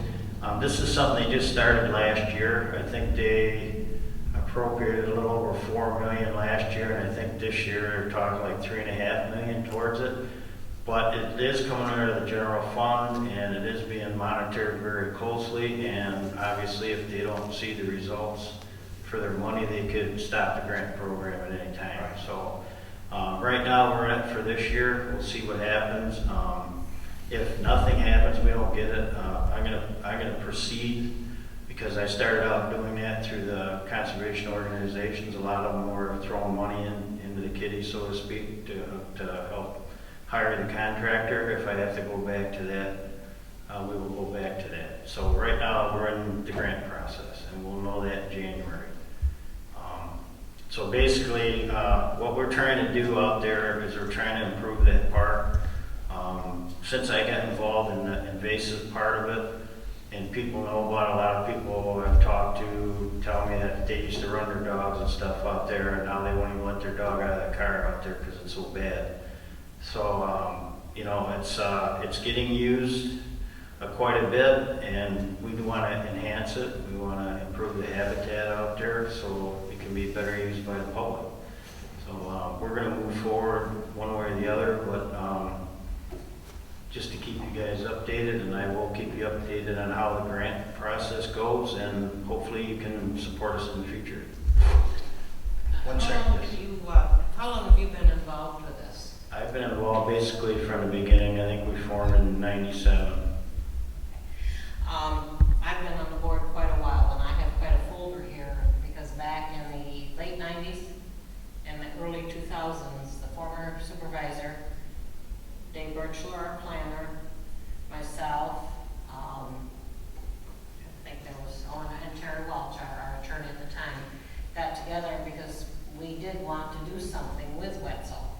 Our plan was to try to get in there and actually make overnight camping, try to make it something more than just people going in and running their airplanes, their mechanical airplanes that they had been doing.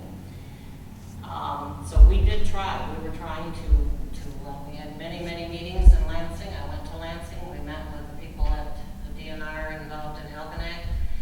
So we have been very active in this, but it seemed like all of a sudden everything dropped off. Nobody was doing anything further with it. Well, to address that, there was a public hearing on doing a management plan for that park. It was held at the fire department here, and you know, they brought in the citizens, and you know, we voiced our opinion.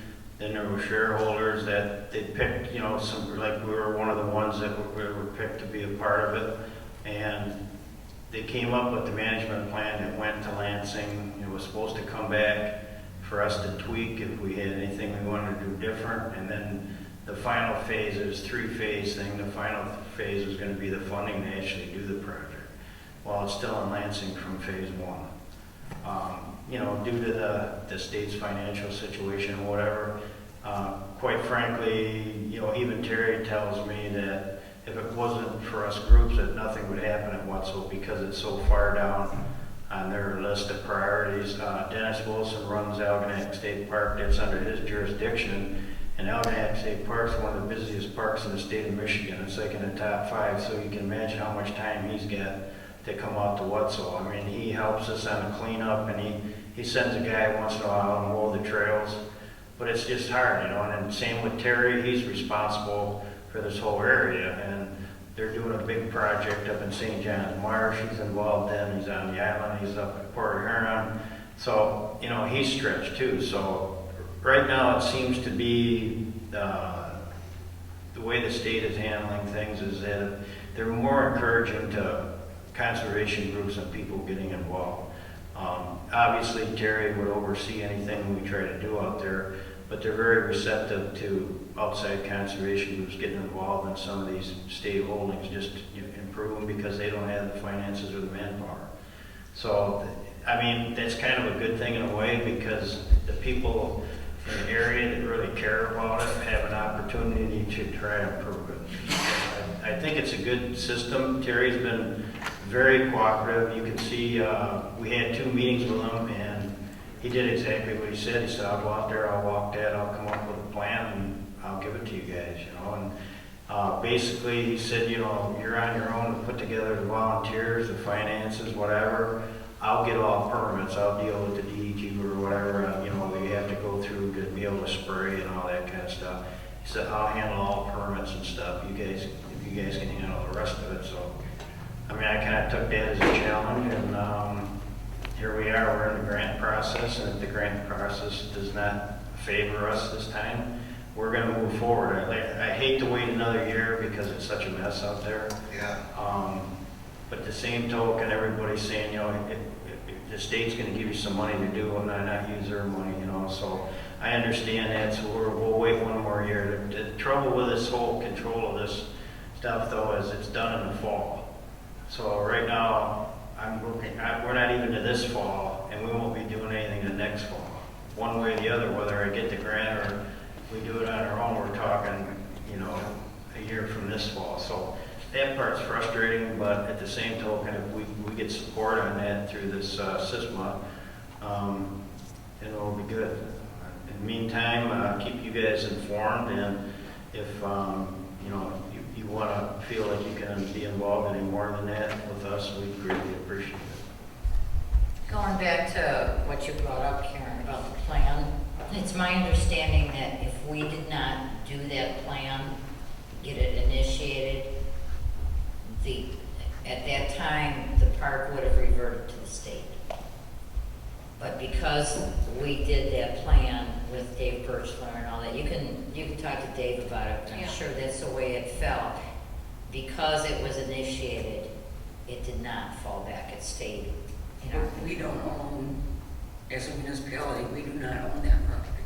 right, but it would have reverted in either the state or the federal government or something, and nothing would ever be able to be done there. That was one thing about wetland mitigation too, because a lot of people said to me that that's not really a net gain for the public, because normally a developer has to go buy land and recreate a wetland he destroyed or wherever, and the public already had that land. So, but my thing to him was we almost lost the property once, and if this puts some development into that park, then maybe we won't lose it. And all indications, I mean, I'm not saying things can't change, but all indications are every time I ask the question is, what's it going anywhere? And even though it's down at the bottom of the pile, they assure me that it's not going anywhere. So you're correct in all those regards that I think it's going to be, you know, a part of this community for a long time, and we want to try to make it better for the public.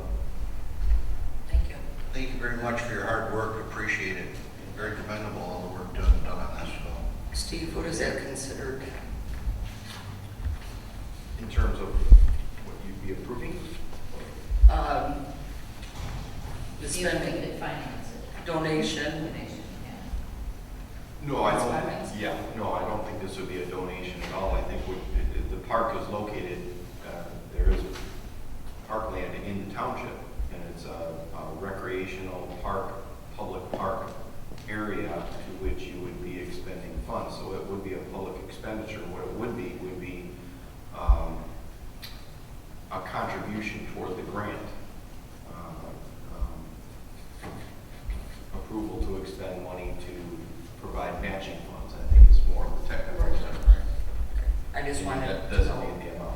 what it would be. Yeah, 'cause that was my concern too, was can we legally, Yes. I know he's not asking for that tonight, but down the road he's gonna be. Yes, and once it is made, it should be accompanied by something in writing confirming that this is to go to the matching fund, so that it's transmitted with that understanding. So just to clarify, should we hear from you back, Jay? Well, they told me that the approval won't be made till January. Okay. There's one more process the end of October, and then they will be voting on this in January. One thing I would like to add to this is you can see that some of the people that are involved in stuff in the community, I'm going at it, the grant, because of Wetzel Park. I'm involved in Wetzel Park. We now realize that invasive species are everywhere. They're out here in the road. It's everywhere, okay? As you see that a lot of municipalities are applying for this grant money to address those issues in their communities. So don't feel like it's just us out at Wetzel. If you have, this ongoing problem, I'm sure you do in other parts of the township, you may want to be a part of this if the grant's available next year.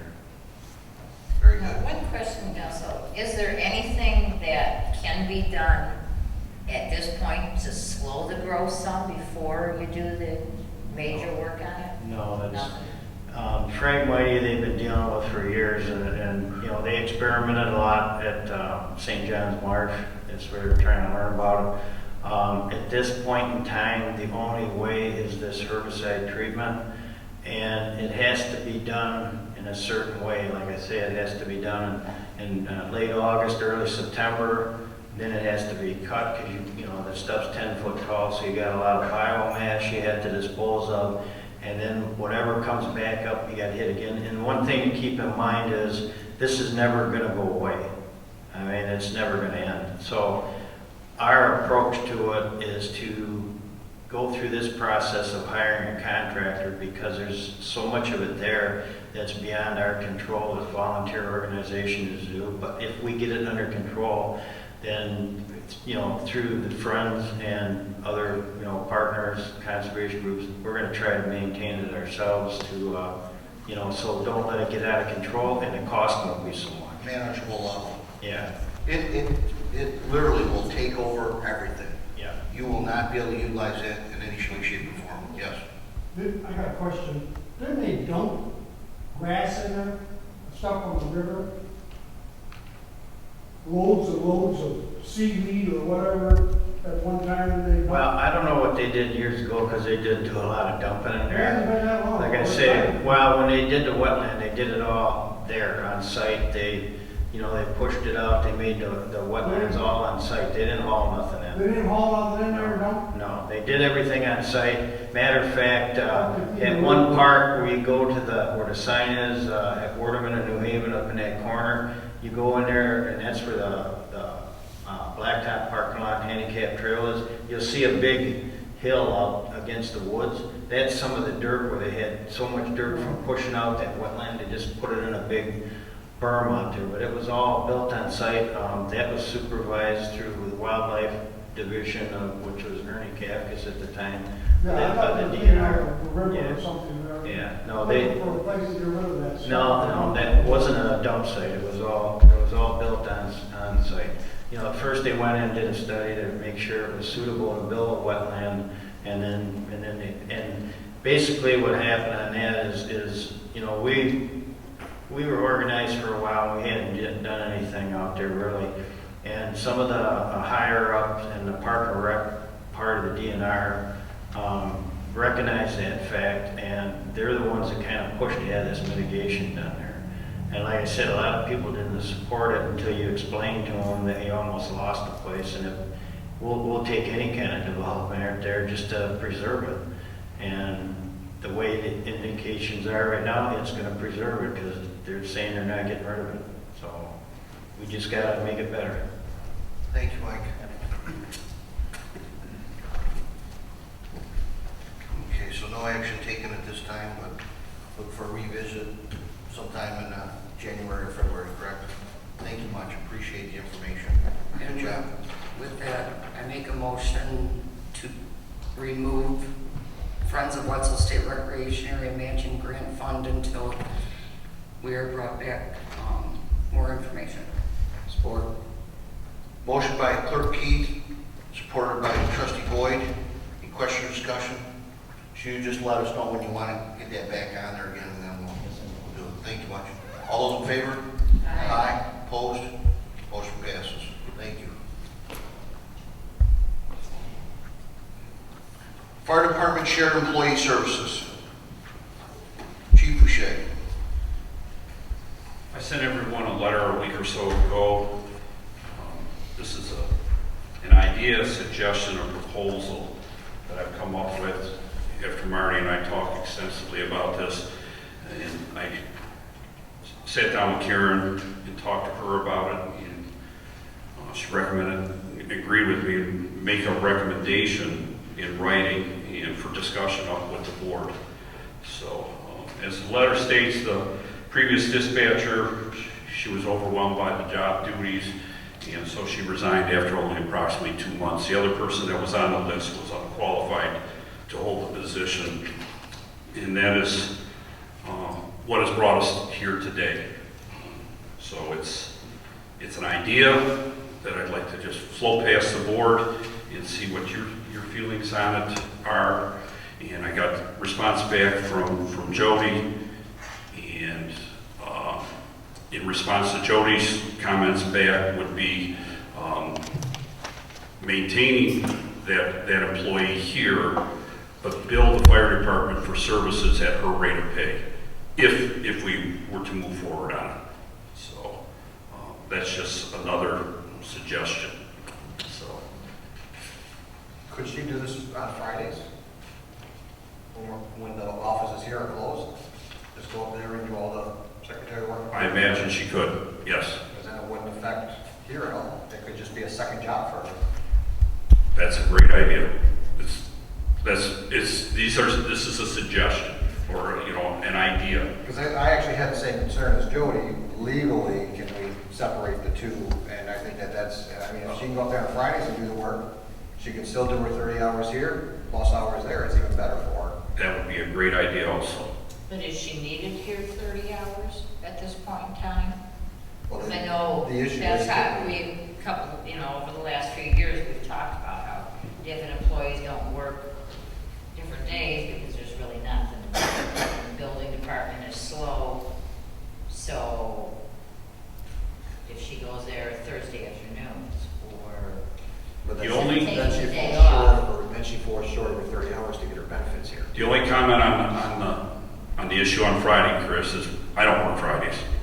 So if she's got any questions or needs some, okay, she wouldn't be able to, I wouldn't be there. That's the only issue. And it might not be an issue after she would be trained. Right. It might be something that could be answered in a simple phone call to either myself or Marty. So, And do you actually need a full day's worth every week? on the average, 4 to 6 hours a week.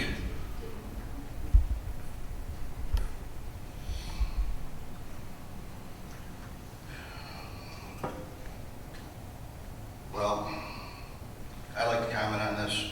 Number one, I'm very disappointed, Chief, that you did not come to me first with this, being that that is a department that I oversee. It is an employee that I oversee in the building department, and I would have really preferred for you to come and talk to me about it first before approaching the employee. Okay. Number two, the amount of pay that she says that was stated to her, I have a huge issue with.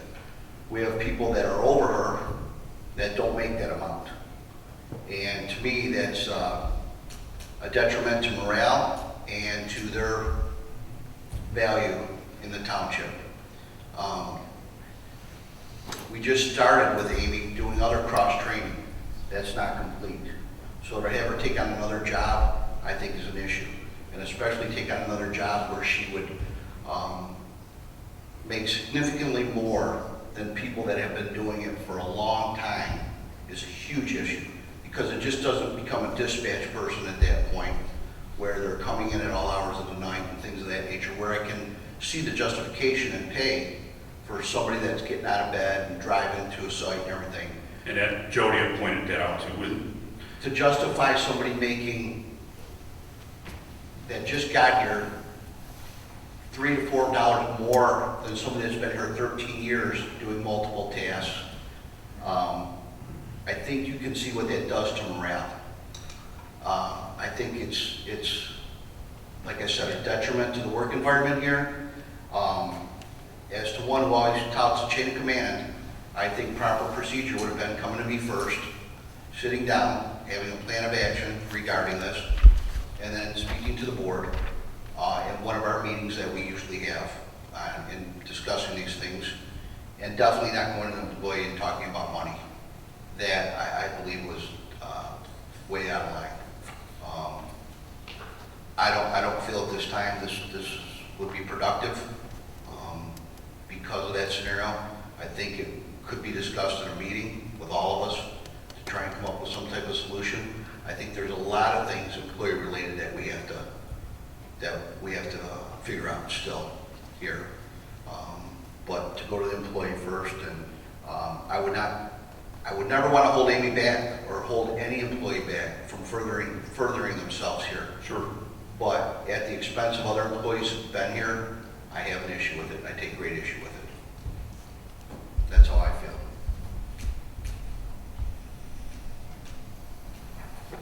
How much of this stuff would have to be done right at the fire hall? All of it.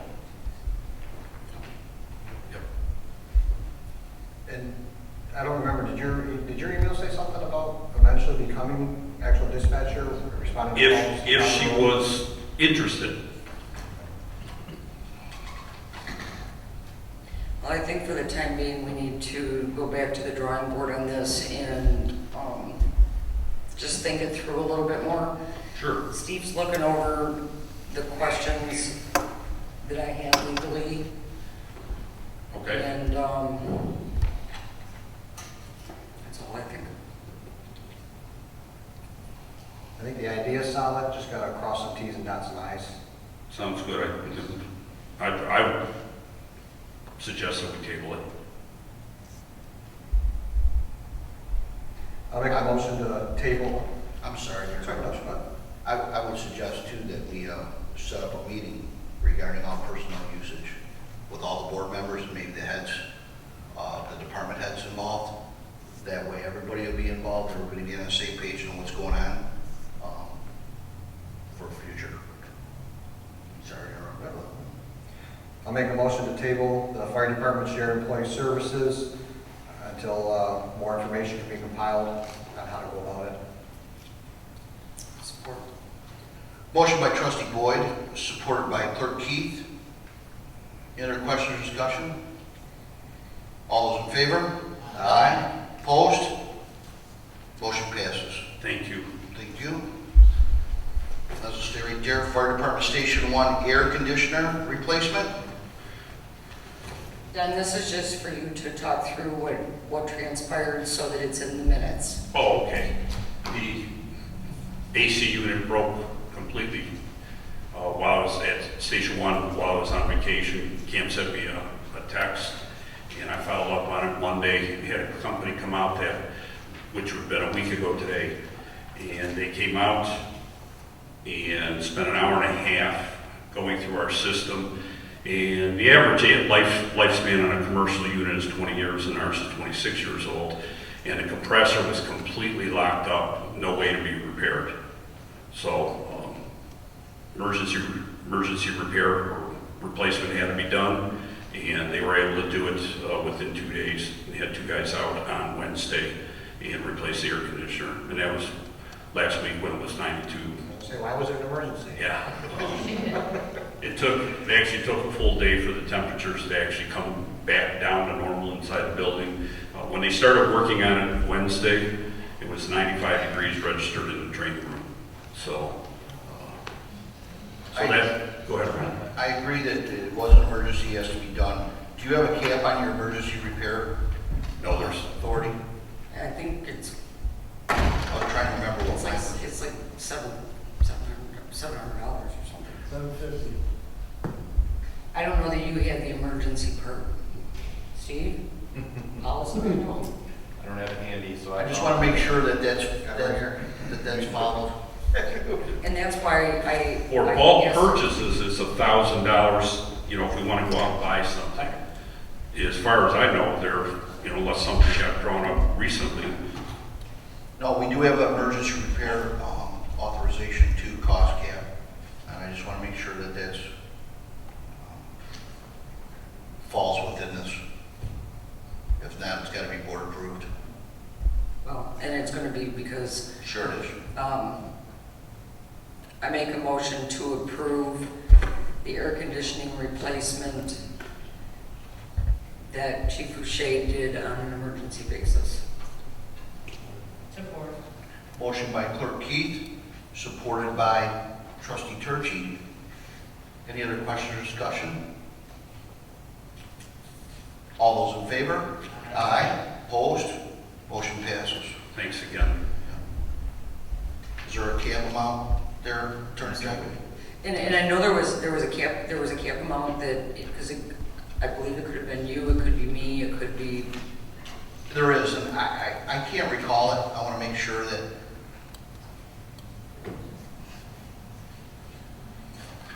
I'm an emergency repair. Okay. Yeah, I thought it was like 5,000. I thought it was I don't know. Just to make sure it's covered, because if not, we took care of it with the approval of the board. Okay. All right, thank you. Thanks, man. That and getting it in the minutes, so 10 years from now, somebody goes, oh, when was that bought? Oh, let's see. Yeah, thanks again. Okay, letter H, Senior Center Healthy Eating Program request.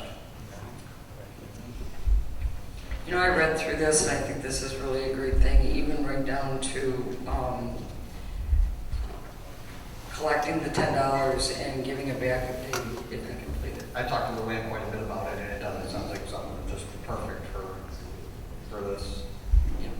Okay, motion. Well, my thing was, there's 6 sessions that they're trying to have. My only thing that I saw was their second session is on Columbus Day when we're closed. How is that gonna be done? We'll have to make them aware of that. Either that or Luann could come in, there's, I didn't know if anybody looked at it and really saw. that probably didn't there notice was that we were sessions closed and that that day. does- Right. I'm really surprised they would do that, being a county program. County's closed at that point, yeah. Well, we can make them aware of that. Yeah, they might want to switch that date and Just by so she's 1 week. made aware of. Yep. But, yeah, we can bring Thank that to you. her attention. I'll make a motion to approve the Senior Center Healthy Eating Program. Support. Motion by Trustee Boyd, supported by Clerk Keith. All those in favor? Aye. Opposed? Motion passes. Senior Center Coordination Increase in Work Hours Request. Deputy Supervisor? It was brought to my attention when we had this room, the carpeting cleaned, that it's not really a good idea to have functions and events in here with food and then not vacuum right away. Having the food crumbs on the floor really deteriorates the carpeting. It also causes ants to come in, and we don't want that either. So the only way to address that was to have Luann, after she's done with the senior event on Wednesdays, is to vacuum their area. Well, that would take her another half hour. That would be over her 40 limit of 40 hours per month. So if we increased her hours by a half hour every week, that would be, like in my note, for 4 months, there's 5 Wednesdays, and 8 months, there's 4 Wednesdays. So it comes out to like 26 hours per year. There is money already approved in her budget. Correct. For that extra time. Well, it seems to me like every time I'm here on a Wednesday, she's here past her hours. She anyways, always starts, working, So yeah. I mean, to add a half hour is pretty much just gonna bring her up to what she probably should be getting anyways. Is she gonna need to be here for any of this healthy eating? Yes, she said she would be here for it. Okay.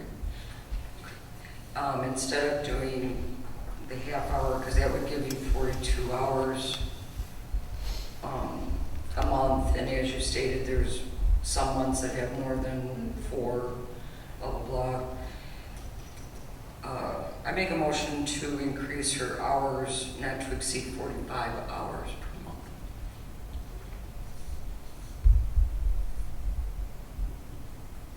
I'll support that. Motion by Clerk Keys, supported by Trustee Boyd. Any other discussions, questions? You said 45 hours per month? Not to exceed. Not to exceed, Right. Any other questions? All those in favor? Aye. Opposed? Motion passes. And I say that because she does a really good job. She goes up and beyond. She's Yeah. added so much to the senior program. Does a great job. Yeah, she, and the seniors love her to death. So on behalf of Luann, thank you very much. Thank you. Plumbing Mechanical Fall Conference request. It's a request by our mechanical inspector. He's asking for an amount of $300. And based on this information, we also found out that he's a filling inspector for Shelby, Roseville, and Harrison Township. So I believe we shouldn't bear the whole cost of this. And we've known he has been, and that was my question, how much of this are we supposed to pay for versus Well, them chipping in? he's not, I mean, he's not a full-time employee here either. Right. So, I mean, if you base it on 4 areas, there's a 25% legitimate cost. Is he the actual, and I agree with you, but is he the actual inspector for those other municipalities, or is he a So backup? he's a filling inspector on all of them. He's back, correct. Yep. I thought he was still, he was some more, I thought he had other places that he did all the time. Well, Harrison, he was a full-time employee at Harrison, but he's retired now. Okay.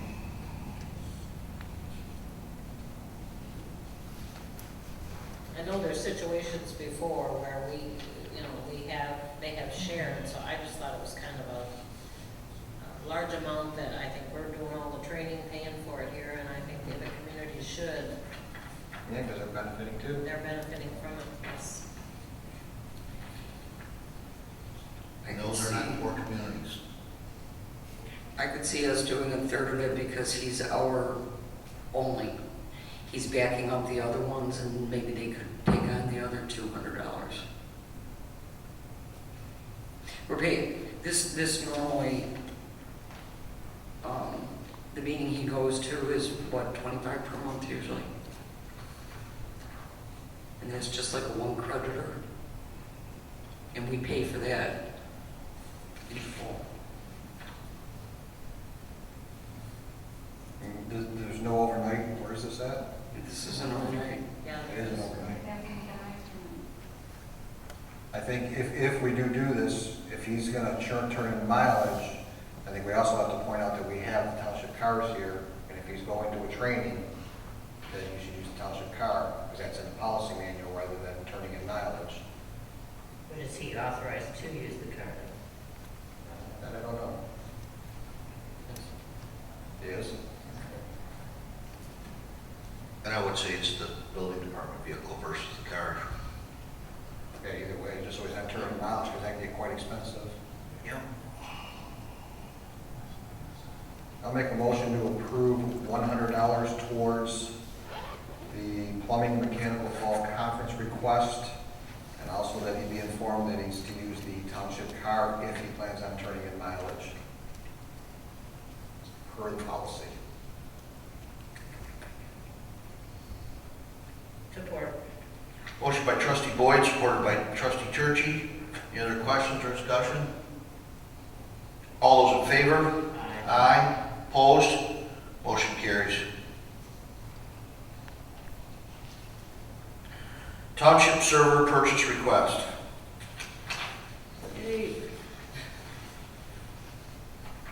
Just to let everyone know, our current computer people are concerned that the server downstairs is not going to start back up one day soon. So, I went through a lot of back and forth with these two companies. These two companies, actually, we utilize both of them right now.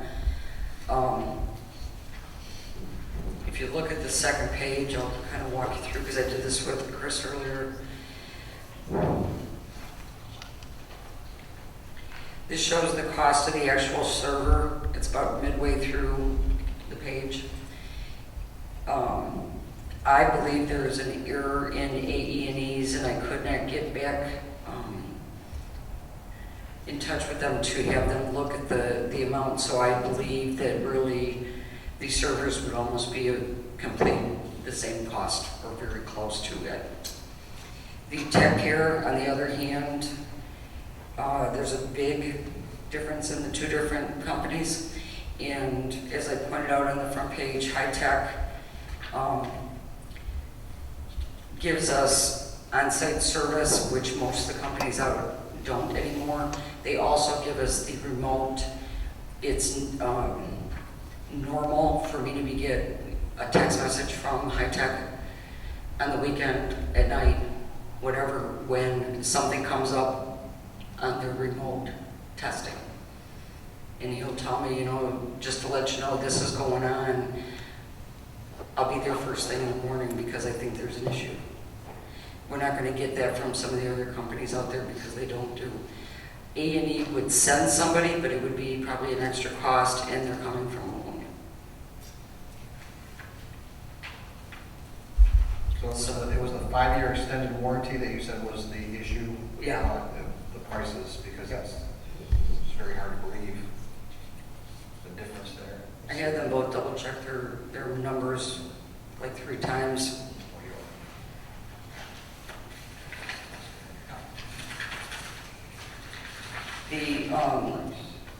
The tech care service is exactly what we have now.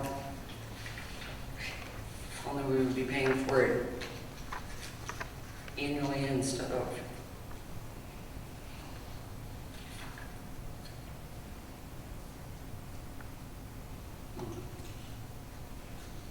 Also, High Tech, all of our phones are through them. Our Team 1 is through them. And so they know our stuff, they know what we need, they know what we don't need. I used to Jody on the extended warranty. You tried to contact A&E? I talked to A&E twice about it without tipping the hand of what I was looking at. And they came back with another price, but it was still in that range. And I tried on Friday to get, and he was out on site on somebody, somewhere else. And so he did not get back with me, and he did not get back with me today. But I also had Rick double check it 3 times. So.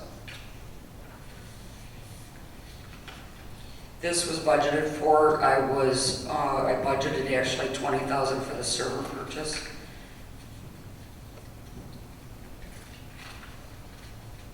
And this is actually. What's your recommendation, correct? My recommendation is to stay with High Tech for the purchase of the server and also for the tech care. Okay. So moved. Support. Motion by trustee Boyd, supported by trustee Turkey. Any other questions or discussion? Did they say how quickly they could get this done? I will call them first thing. They're waiting on pins and needles, both companies. So, especially Ryan, because Ryan actually told me about a week ago, you better hurry up. Now, is the transition, is that going to affect all the computers here? Are we going to be down for a while? Is that something we should put public notice out for? No, it shouldn't, because it should be where they move one out, move one in. They'll have it all configured and ready to go. So Of course, with computers, there's always gonna be some kind of glitch, but it shouldn't be a major one. She said with Peterborough. Any other questions? All those in favor? Aye. Opposed? Motion passes. Karen, did you second that or did? Churchy. These two. I guess I'm sitting too close to you. I keep thinking you're the one who's making them. Letter M, removal of front sign. Earlier today, I was talking to Cam, I think he's gone already. Actually, I was talking about the other sign, and then we started talking about the sign out front, and he pointed out how bad shape it's in. I think we've all known that for quite a while. He was telling me, I wish he was here to explain it like he did, but last year he actually put lag bolts in there to support it, and it was a temporary fix. And the big fear is it falling down, somebody mowing around it, bumping it, and falling down, or whatever. The bottom line is, it's in really rough shape, really should be taken out, and he agrees. So I'm kind of thinking that it's time to just remove that until we decide what we're going to do for a new sign, just mostly for safety's sake. It's just, it seems like it's a liability. Right, Cam did say the support poles are decayed. The rotted. And rotted, exactly. And the only reason it's standing is because it is going east-west and not. Yeah, wind, Yeah, and if it was the same way that the other sign in the back was, it would have blown down a long time ago. And he said that they can do it. He can come out with a tractor, and they can. The worst case scenario is you have to cut it off at the bottom, remove it, and then dig the post out. But he might be able to just lift it right out. Whatever they're going to do, he says he can do it. It's not really serving a purpose, is it out there? I mean, there's nothing. And I did ask him, and I guess it's a matter of opinion about saving the emblem and maybe keeping that up there. But I think I kind of agree with him. If you take the sign out of the middle, then you just got this big space. I just don't know that it would look right. No. So until we decide what we're going to do for there, my thoughts are just take it right out. Thanks, Marty. Right, and the reader board hasn't been working in about 2 years. Yeah, it's obsolete. And it is. He said most of it's shot. It's Yeah. whatever is inside is just shot. Exactly. Yeah. So I want to make a motion that we allow Cam, the DPW, to remove the sign in the front of the building and dispose of it. Support. And actually, that might be an issue. I hadn't thought about that, disposing because it's electronics. I don't think that can just go into the landfill. I don't know. We cannot accept like e-waste. So that might be an issue there. But It can be Motion disposed by of. Trustee Boyd, supported by Treasurer Ottenbacher. What is she saying? Were you saying there was, Kathy? Were you saying there was a way to do it? There is no land ban for e-waste, so if you choose to throw it away, it's acceptable. It's just not acceptable for recycling at Pine Tree Acres. So it can go in the dumpster. We're talking about the sign. Any other questions? No reader board? You're taking it down. The other concern we had was if we can get rid of the reader board, the electronics, and she says, yes, it can go in the dumpster. So you can do that. All those in favor? Aye. Opposed? Motion passes. Thank you. All right, public comments. Any more public comments? Bob, nothing? Attorney John. Close the loop on emergency expenditures. I did provide the provision. 0 to 1,000 is the supervisor, 1,000 to 2,500 is the supervisor, and one board member can approve emergency repairs or replacement of equipment. Over that, just like it proceeded, which is you got to take care of it. So Now that includes for any department head, fire department, anybody. 0 to 1,000 is the supervisor, 1,000 to 2,500 is the supervisor, and one other board. So it's not supervisor of the fire department, it's the township supervisor. Okay, so let's make sure that we all on the same page. Okay. And that's why I stated that, because he authorized that, and that's not an authorized expenditure. Pardon? Well, that's what we got that in there for. So, any other public comments? One thing, you got contact information, Kirby? Did he help you out with some information? Yep. Thank you. And I do appreciate what you say. It's better to get it out in the open and take care of the problem. It's an ongoing thing. Yup, I understand. Okay, Make a motion to adjourn at 9:47. Support. motion by trustee Churchy, supported by treasurer Ottenbacher. Any other discussion? All those in favor? Aye. Opposed? Meeting adjourned.